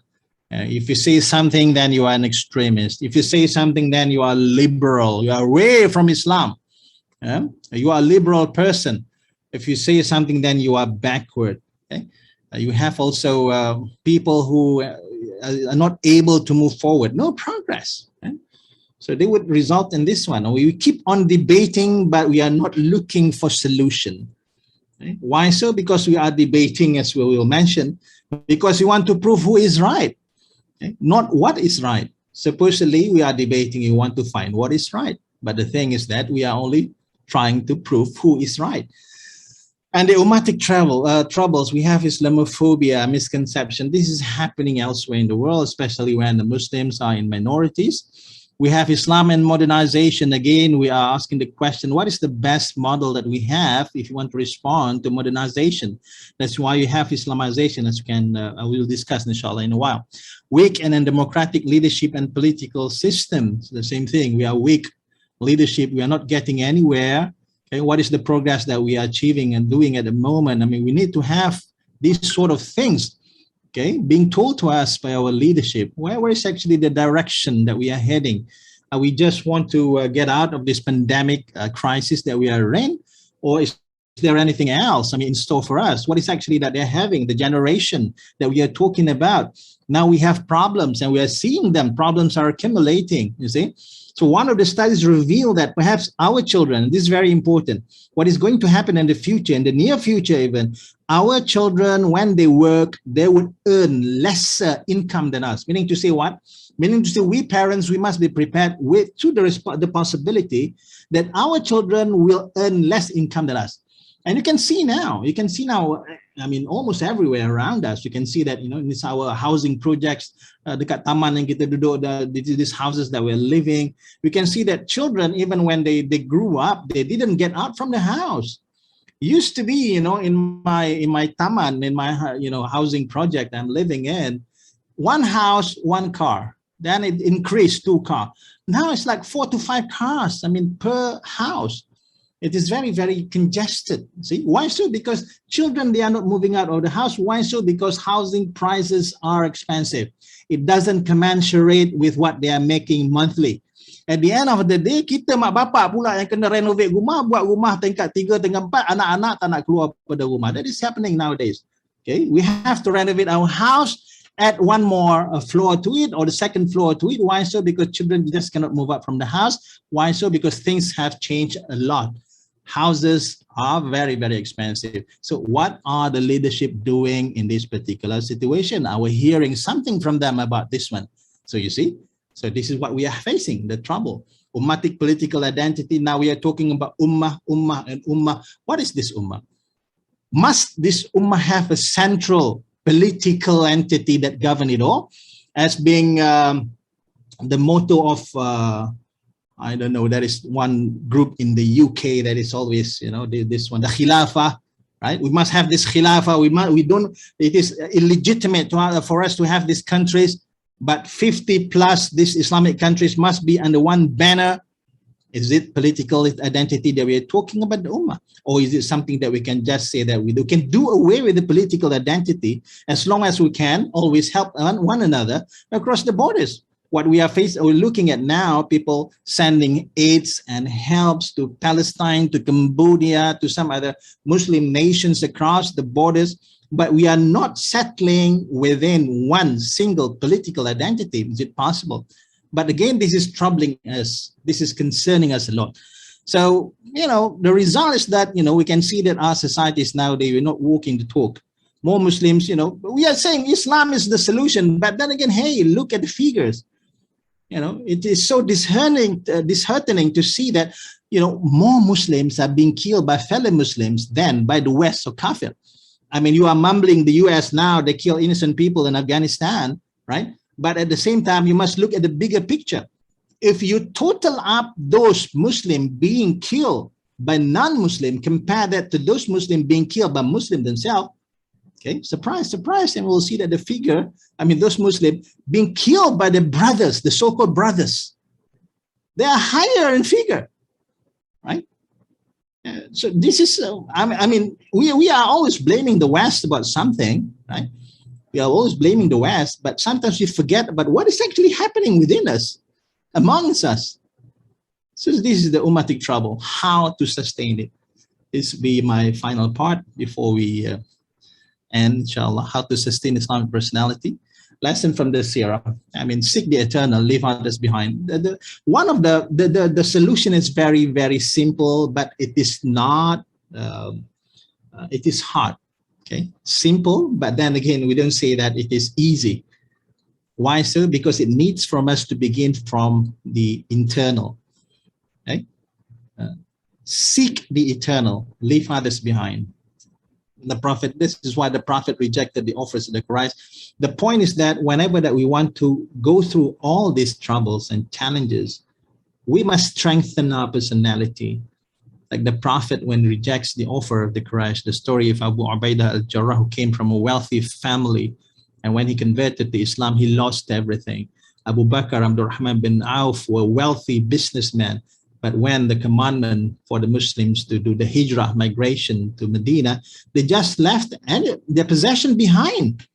You know, it is not that they pack everything up in the camels and caravans and then send them over to Medina. No, just left everything behind. Okay? So we must have this sense of, you know, that the world is in our pocket, not in our heart. Make our choice. Okay? This is how we transform ourselves. We ask ourselves this question: are we putting the dunya in our heart, in our heads, and not putting it in our pocket? If we put it in our pocket, then we are yunfiqun. الَّذِينَ يُنْفِقُونَ مِمَّا رَزَقَهُمُ اللَّهُ. The ones that who are spending things that are given to them by Allah subhanahu wa ta'ala. Spend, right? And spend means something very constructive, by the way. Okay? وَلَا تُبَذِّرْ تَبْذِيرًا. You don't do the tabdhir, but rather you spend something on something different and something positive. Okay? This is the way that we transform ourselves. Steadfast al-istiqamah. This is what we read every day. In Surah Al-Fatiha, Ihdina as-sirat al-mustaqim, Ihdina as-sirat al-mustaqim. We maintain our course, defend our conviction to sustain both this world and the next. Act with patience, trust Allah in everything. Okay? And knowing the maqasid of the diseases of the hearts, for example, when we learn something about the values, we must also learn why is it commanded for us to either get rid of these diseases. Why is it, I mean, why is it, what is it for us as human beings when Allah subhanahu wa ta'ala mentioned that he prohibited miserliness, for example? Why bother?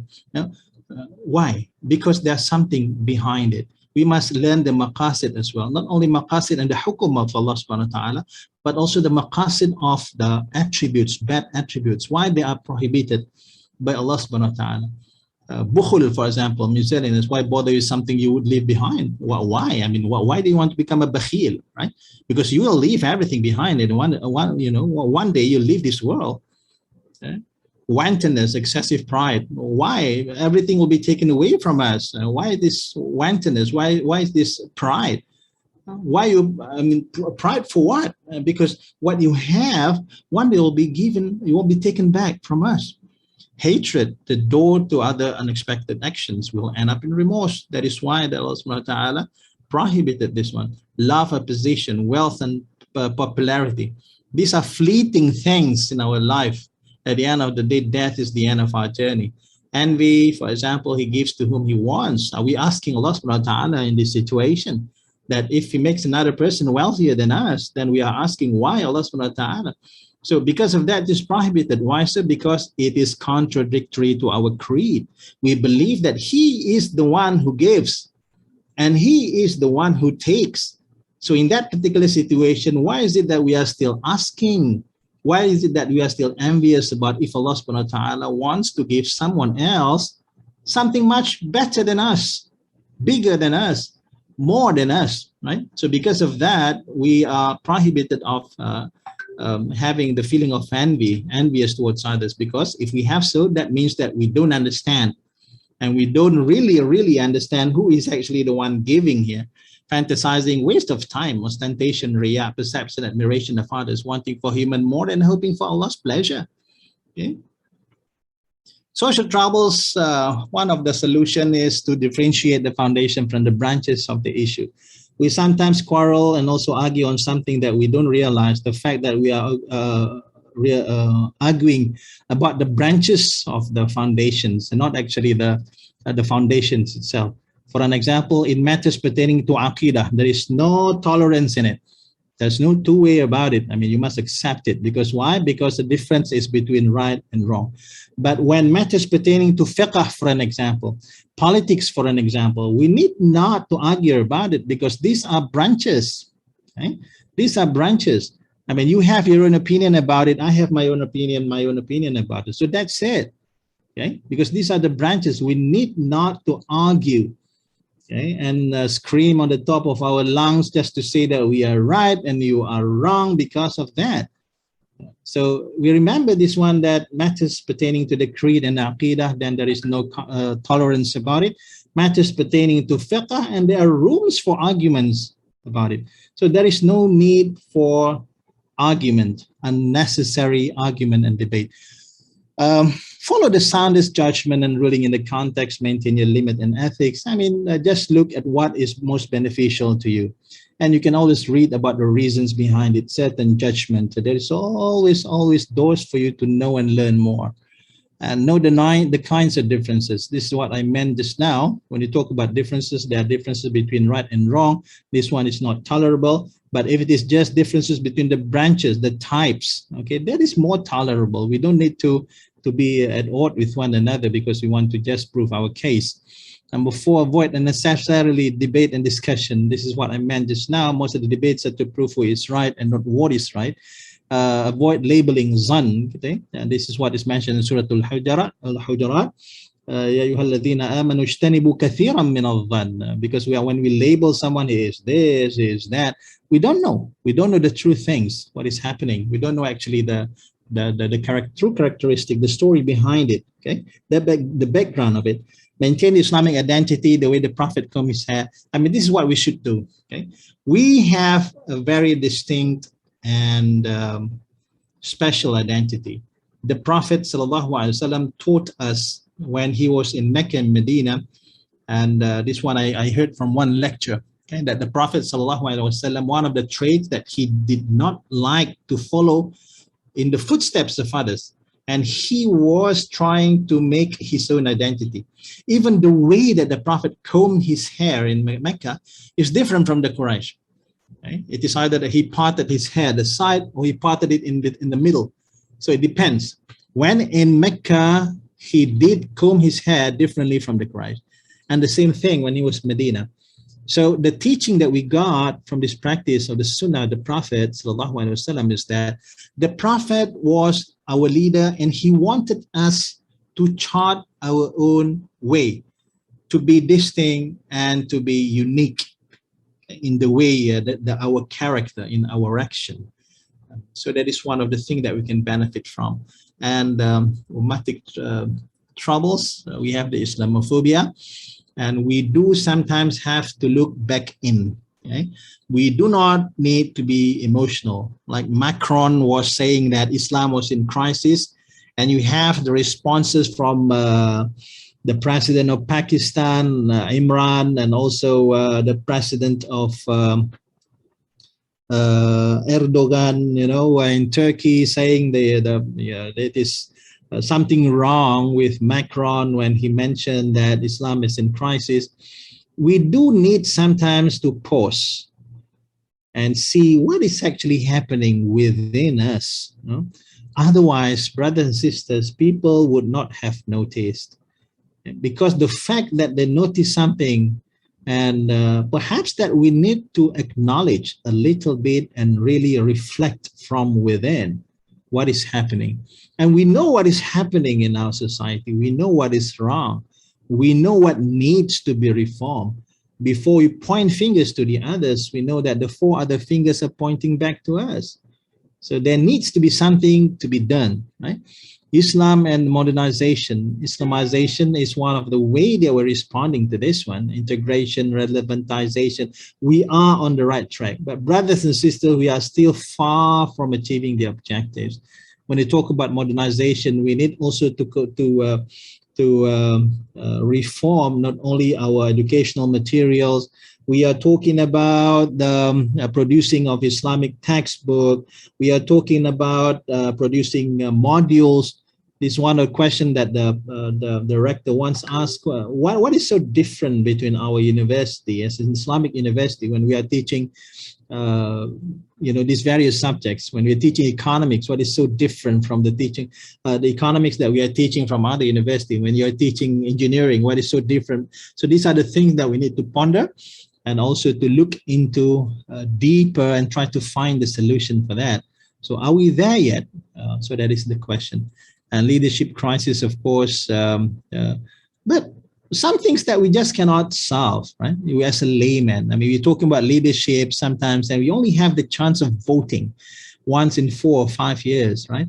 But we focus on solution. As a layman, we don't focus on problem. We can still solve many problems that politics, cross-border aids for poor and needy Muslims, do not be slaves to politicians.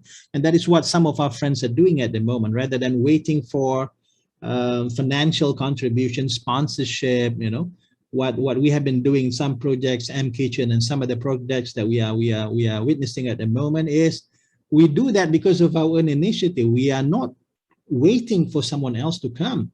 If we want to initiate something, we do it our own way, inshallah. So this is, you know, we are not cursing the situation that we are in, okay?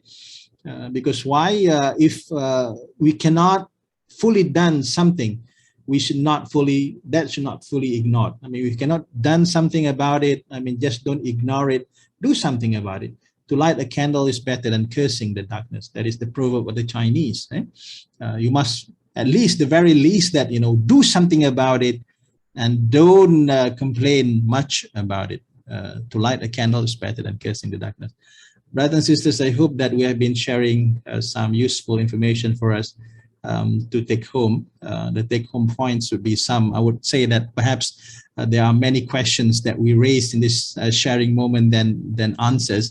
I'm not the experts of this one, but I think we do need to focus and give our attention to these issues at hand, okay? Because we are in an educational institution, and we need to tackle this one.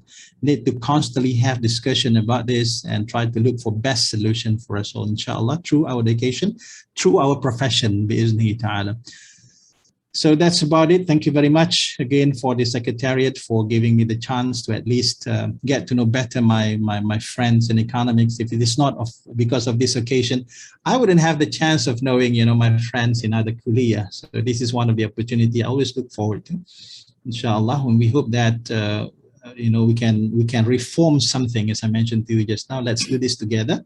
And I give back the floor to our MC. أقول قولي هذا والسلام عليكم ورحمة الله تعالى وبركاته. Thank you. عليكم السلام ورحمة الله تعالى وبركاته. Thank you very much. Profuse thanks, Prof. Akmal. بارك الله فيك في الدنيا والآخرة ورفع درجاتك في الجنة. جزاكم الله خيرا. I think that was a great presentation, quite useful sharing for all of us. Mashallah, you've been covering from head to toe, I think, talking about Islamic personality, the impact of Islam and Iman on collective personality. Also, you pointed out some traits of Islamic personality, especially the positive virtuous. If I have time, inshallah, I will ask you a question later after our respondents. Also, you talked about the troubles, spiritual, social, ummatic, and also the how to sustain the answers to those troubles. The lessons from Sirah, Jazakumullah khair. That was a quite very good, useful sharing. And I also noticed, meanwhile you were discussing, I also noticed that there were, alhamdulillah, quite interesting, chat going on my side screen. Mashallah, we have big scholars coming in and asking, throwing some ideas and concerns, passing their questions.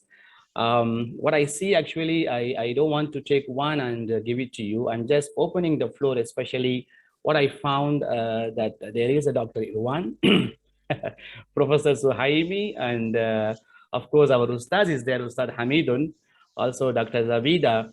So do you have something to say? Please come forward. I think you can share with us. Then inshallah I will open floor for others. I think Dr. Abdul Hadi is ready to spark. So just wait for others. Then you can open your mic.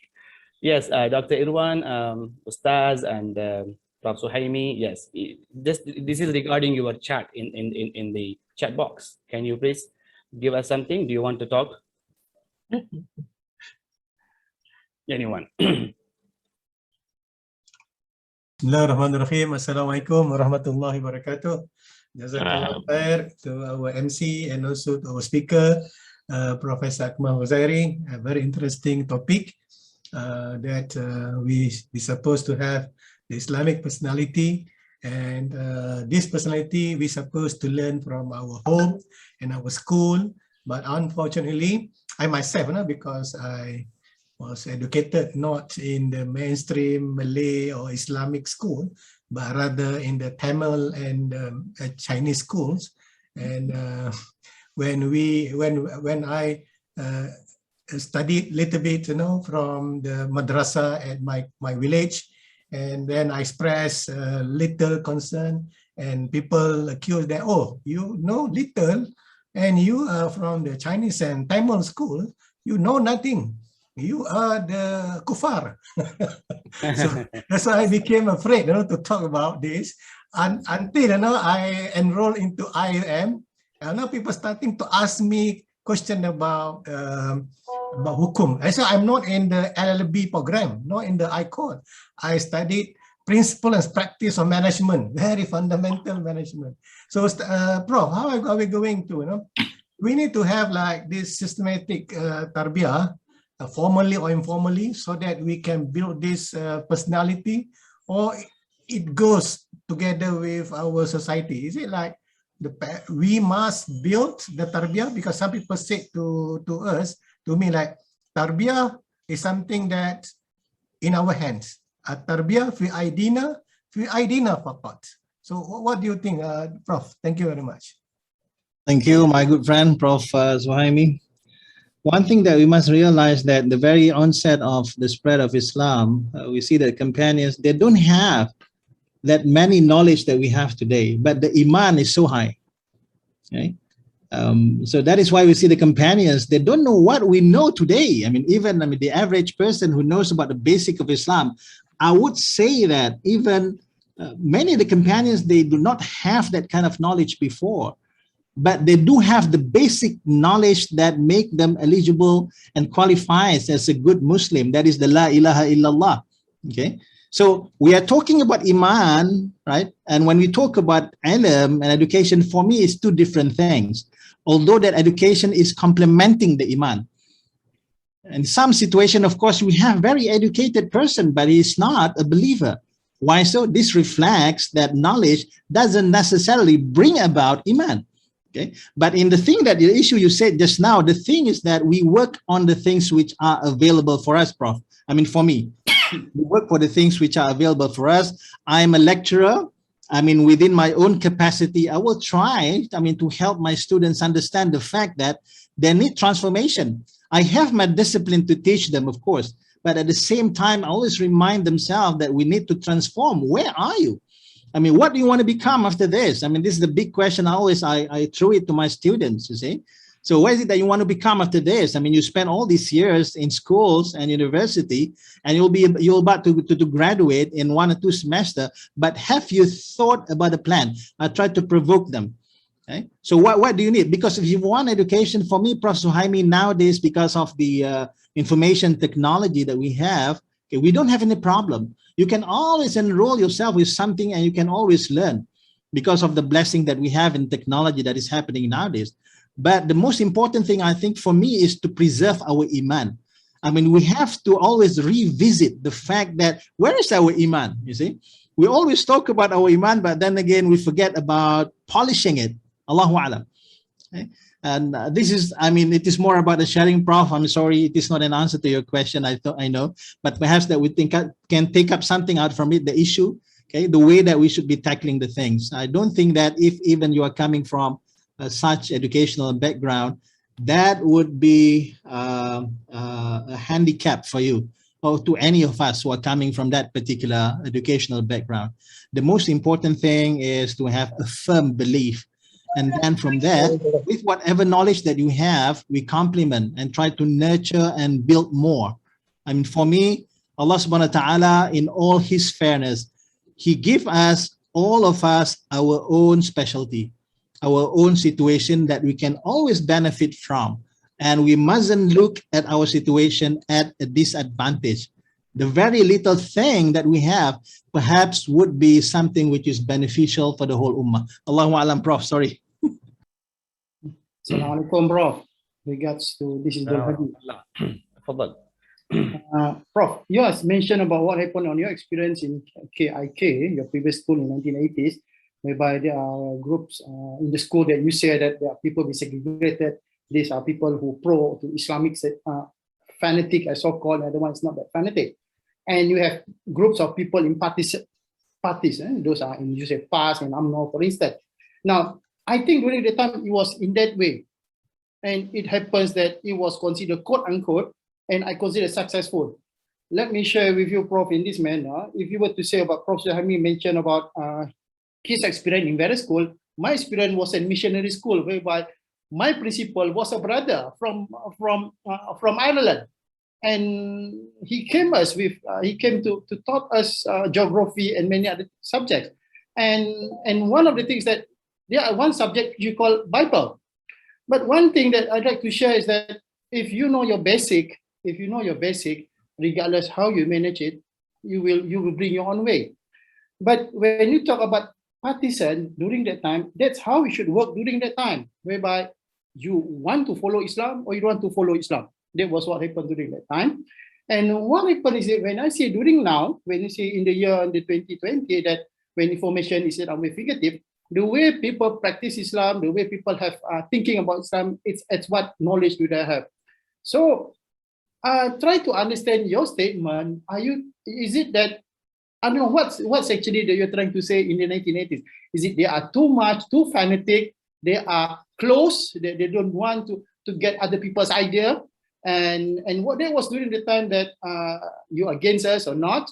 And what happened now is that we can be together and to a level of people ignore for certain things. So I need a clear explanation about that, Prof. Thank you very much. Okay, again, my good friend, what I experienced is that I was analyzing the situation of which it might be very, very subjective and very pertinent to my own experience. But I did have a conclusion that during my time in school, the way it was in the 80s, for example, or the 70s, the way that when we talk about Islam, the discourse means that anything that we talk about Islam, it is more geared towards political conviction, meaning to say that when you say about Islam, you must understand that it must be supported at the end of the day by a political system. That was what we at schools were made to understand, although that the reality eventually we realized is something very different. And what we are seeing today, because of what we gain from our experience, because of what we learn from our experience, we begin to say that Islam is not something which is only restricted to establishing Dawlah Islamiyah, the political, the political dimension of it. But there are some other dimensions of Islam, economics, that we need also to strive and also to reform, not only about the politics.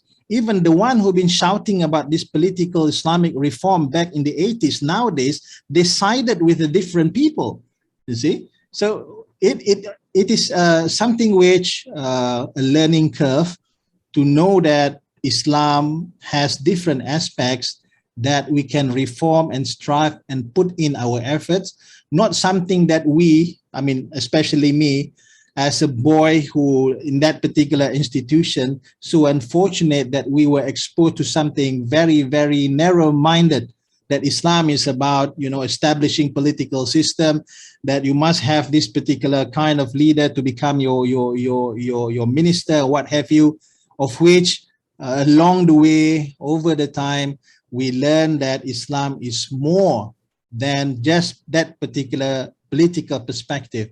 It cuts across, I mean, our other aspects in life. That is basically, Dr. Abdul Hadi, a simple subjective journey of mine. Thank you very much, Prof. Akmal. Thank you very much, Dr. Abdul Hadi, for the question. I think we have a few more questions available to be posted, or you can bring it here. Do you want to bring it on, Dr. Irwan? Or you want me to read? Yes. You mean the question that I posted? Okay. Thank you, Dr. Aslam. Sorry. You're here visible. Yeah, I'm here. I just that I just have a kind of a question about this spiritual kind of thing.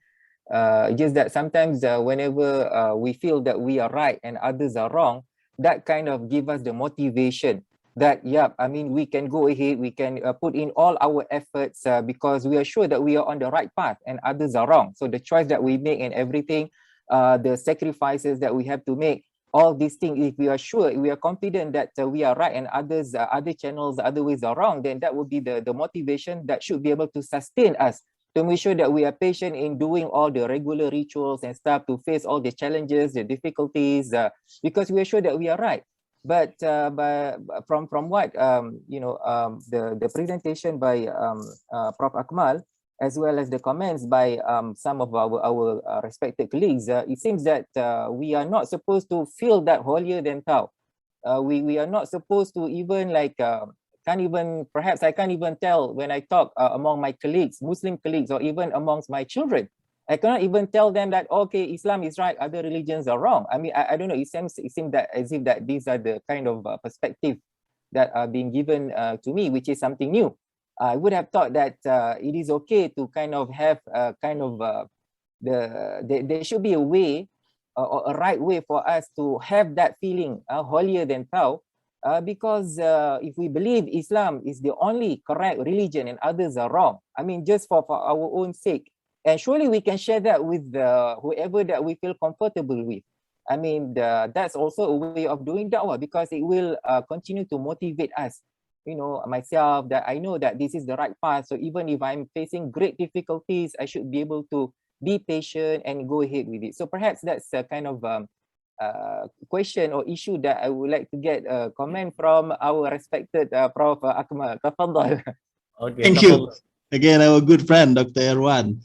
I meant by using the phrase, Dr. Irwan, from a very restricted point of view.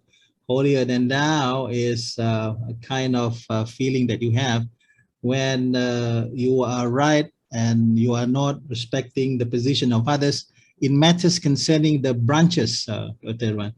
And in matters concerning the branches, we can see now, I was actually trying to reflect on what is happening in certain situations here in our country, when people were arguing about something which is actually matters pertaining not to the principles and foundations, but rather the branches.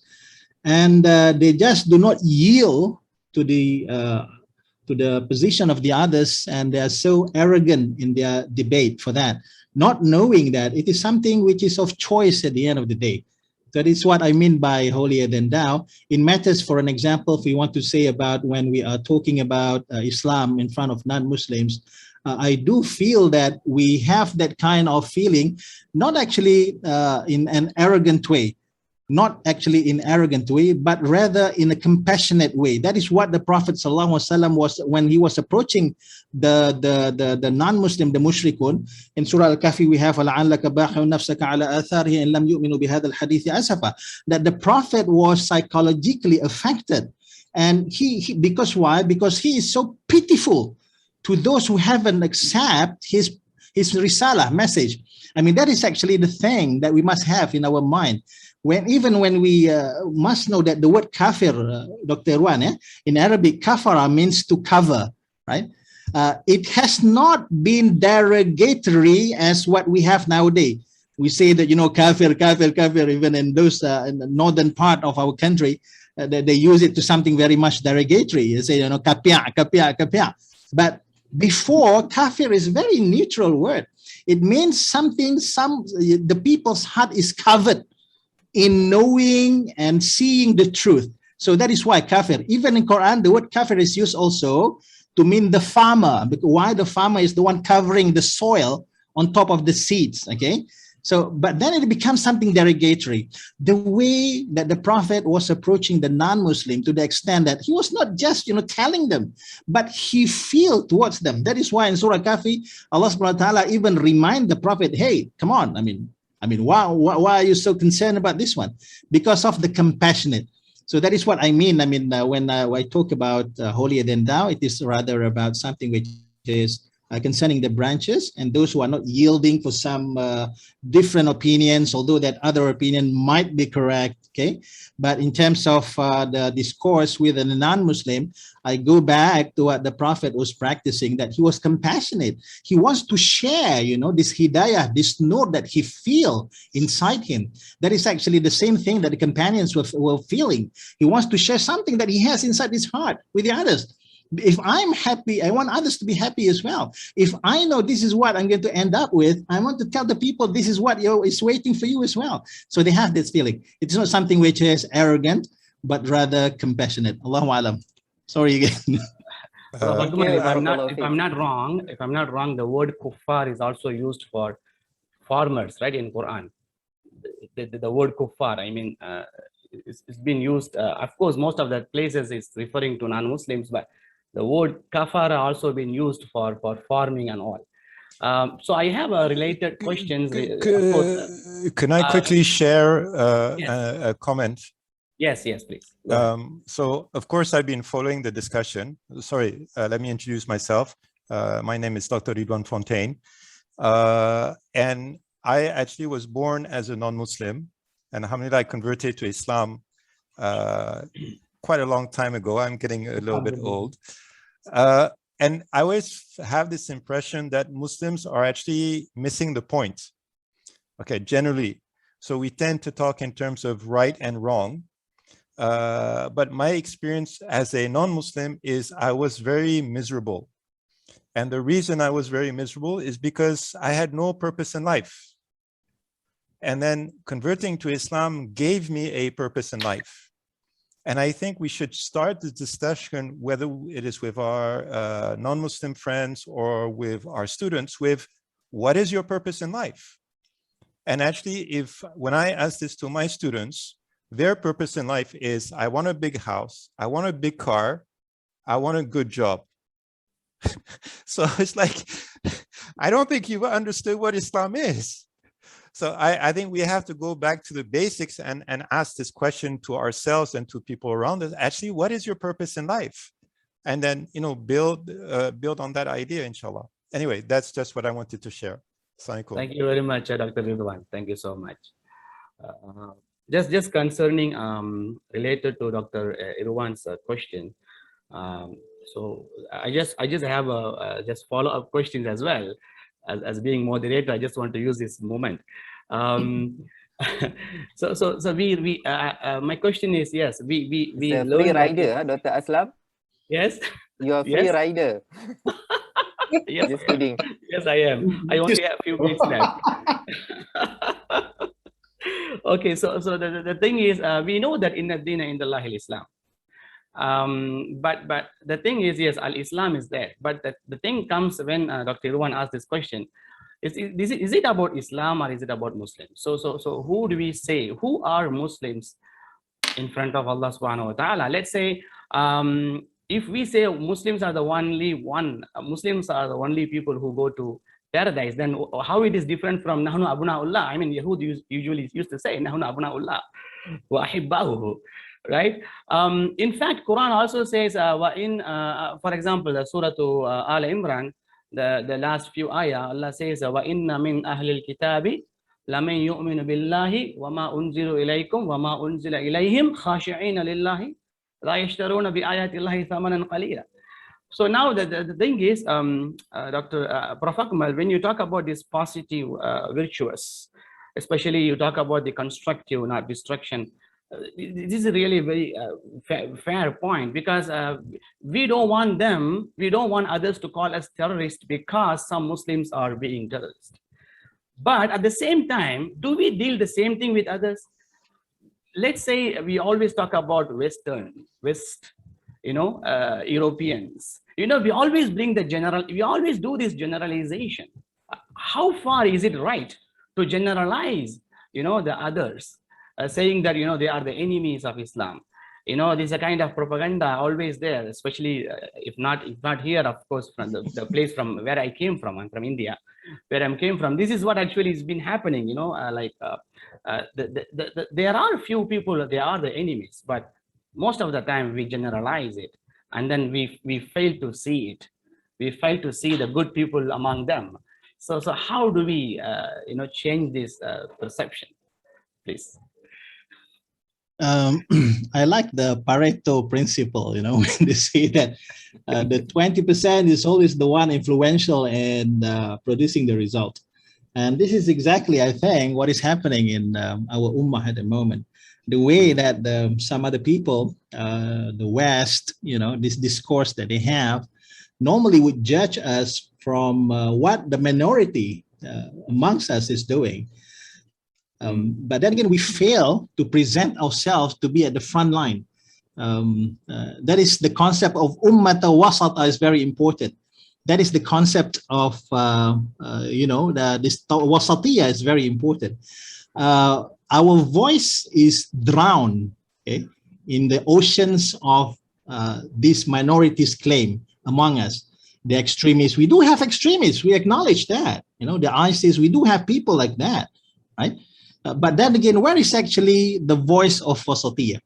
So I think, Doctor, this is our jihad, actually, to bring to the front line our voices, that it is not the only voice that is, we have in the ummah.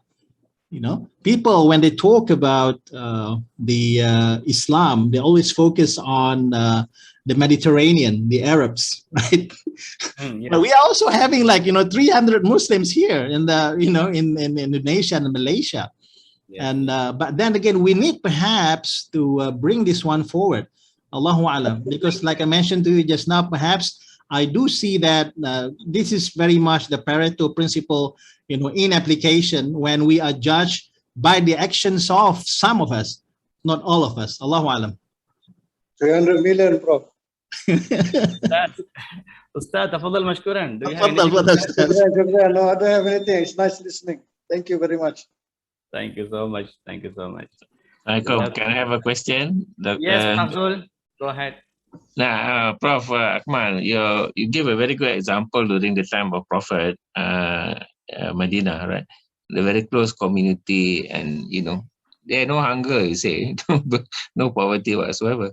But that kind of feeling seems to be not able to implement into this culture. Is it what could be the disparity? We are still Muslim and we still have the love for the brothers. But this type of communal sensitiveness is cannot be practiced. For what reason? I do not know. You know, and we are trying to do. Rexel is trying to do this community engagement. I don't know whether we can really reach at this level. Or what's your advice on this? Number one, Prof. Zul, what happened when I mentioned that was in the time of later on, not the time of the Prophet. Even the time of the Prophet, we have the Ahlus Suffah, the one who was very, very poor. They live at the back of the Medina Mosque. So they are called Ahlus Suffah, very, very poor people. Poverty was not eradicated in full, right? And it will be always there, of course, for some reason. And some reason, like, you know, the time of the Ta'un Duwaba on the 18th Hijrah, for example, people, they fell back to poverty because of the disease, right? Okay, that's one point, the fact. And the second about the commitment, that is why when we talk about the Islamic personality, he is the one who just cannot see his other Muslim brother in suffering, okay? Even there is a hadith, al-mu'minu man, al-mu'minu, the Prophet, I can't remember the matan, is the one who loves for himself, this the one who loves for his brother what he loves for yes. See, so this is actually the cornerstone, the cornerstone of I say welfare commitment in Islam. You have many other stories about the people who are injured in the battlefield, and they're passing the water among them, although each one of them in need of one. See, so they have that feeling, the togetherness that I think we need to work on a little bit more in our education system, Dr. Zul, and we are hopefully we can bring this one to the forefront again and revive it really. Okay, because we are not having that feeling. I mean, perhaps we are lacking because of the individualism, the materialism. People are talking only about themselves, and there is no more us. There is no more togetherness. Allahu Alam. Hopefully, we can address this together.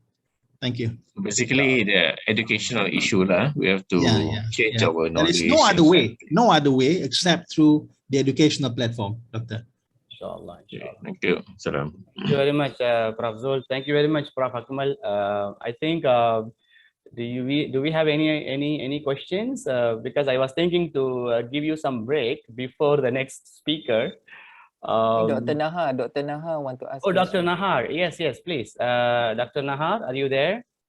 Assalamualaikum warahmatullahi wabarakatuh. Thank you, Aslam and Prof. Akmal. Just a quick question.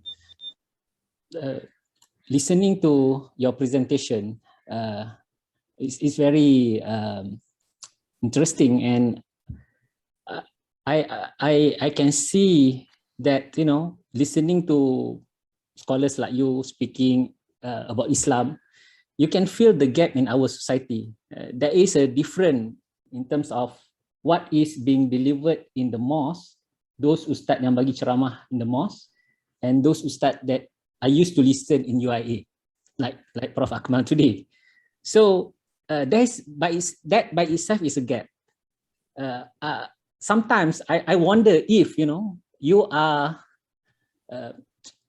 ready to speak like what you are speaking to us now in the mosque, where you try to break that taboo in the society, discussing about what you bombarded us to think about today. So yes. I like to hear your comment on that. I had experience again, a very old friend of ours, Dr. Nahar. I tried to bring up some issues in some of the mosques, which I was invited as delivering the kuliah. And, you know, after a while, there were complaints. There were complaints from the Jama'ah, and it ended up they finished the invitation afterwards. I was made to be out of the list. I was not among those who were invited. I can see that the society sometimes, what is actually the word? I mean, they are not that receptive to certain things as well. And this is happening in our society. You can see that there are types of ustaz. There are ustaz that if you want to give ceramah kuliah in mosque, you must be funny. Okay? If you are not funny, then people will not invite you again. That's it. Okay? You have that kind of jama'ah. You have some who are 50-50, and you have the one which is the intellect. The things, the things that we discuss here is not something that is suitable for the masses. It won't be, you see, because of the gap. And we acknowledge the existence of the gap, Dr. Nahar. I mean, this is what we are facing. This is what we are facing. I think it is a very persisting issue that not all people on the same level of understanding and awareness about certain issues. That is why we must really know our audience. That is very important. For example, for any penceramah, for example, I want to know who am I talking to. If I'm talking to professors and scholars in economics, of course, I have to adjust the thing, my content or delivery to their level of intellectual. But if I'm talking to orang kampung, for an example, my topic wouldn't be this heavy. You know, so I think as a da'i, you must understand whom that you are talking to, and it is something. I don't think that it is a problem, Dr. Nahar, but it is a reality that you must face. It is a challenge that I think each of us must face. The same thing. I mean, if you are delivering to your bachelor student, your master student, your PhD student, the levels different. The topics sometimes are the same. You see, so but the way that you are releasing it, Allahu Alam. May I add just one small thing? Yes, Ustaz. I would agree, Prof. Akmal. I just want to mention my experience. I don't give talks at mosque and surau. I read Al-Ghazali's book, either Ihya Ulumuddin or Manhajul Abidin. And my interesting experience is that when I'm teaching in Pareto Principle, when I'm teaching in Putrajaya Surau of Precinct 11, and Precinct 15, most of them basically officers and so on in the civil service. So this one I can discuss just like I'm discussing in IUM. But the same thing being taught in Uluyam Surau.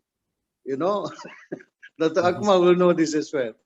But the more interesting mawqif is the one with the kampung people in Uluyam.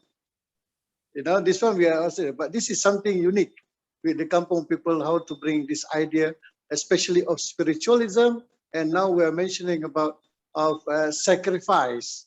How do we instill in this? So yes, Dr. Nahar, like Prof. Akmal said, for every place there is a maqam, there is a maqal. Thank you very much. Thank you very much, Ustaz, for your wisdom. Thank you so much. All right, then I think it's 11:30 as we, of course, as we aimed earlier. I thought I can finish earlier so that we can have a break, but it's all right. So let me take this opportunity to thank again our Professor Akmal Khuzairy. It was quite interesting sharing. I also wonder that you also taught us in few words. For example, I took note like wantonness. The wantonness means it is referring to excessive pride, right? And then ostentation, which is referring to riya. I think it's not about the translation. You are translating the whole idea into, from the seerah into the contemporary. I really like it. Thank you so much, Prof. Akmal, for this, being with us. Jazakumullah khair. We're always grateful to you. So with that note, let me just stop here. Can we have a 10-minute break, if it is okay, a chairperson, please? Can we have a 10-minute break before we start the next session? Would it be okay, possible? Can we have a photo session first before? All right then. All right then. So can we just can you open your camera? Can we have a photo with our guest, Prof. Akmal Khuzairy?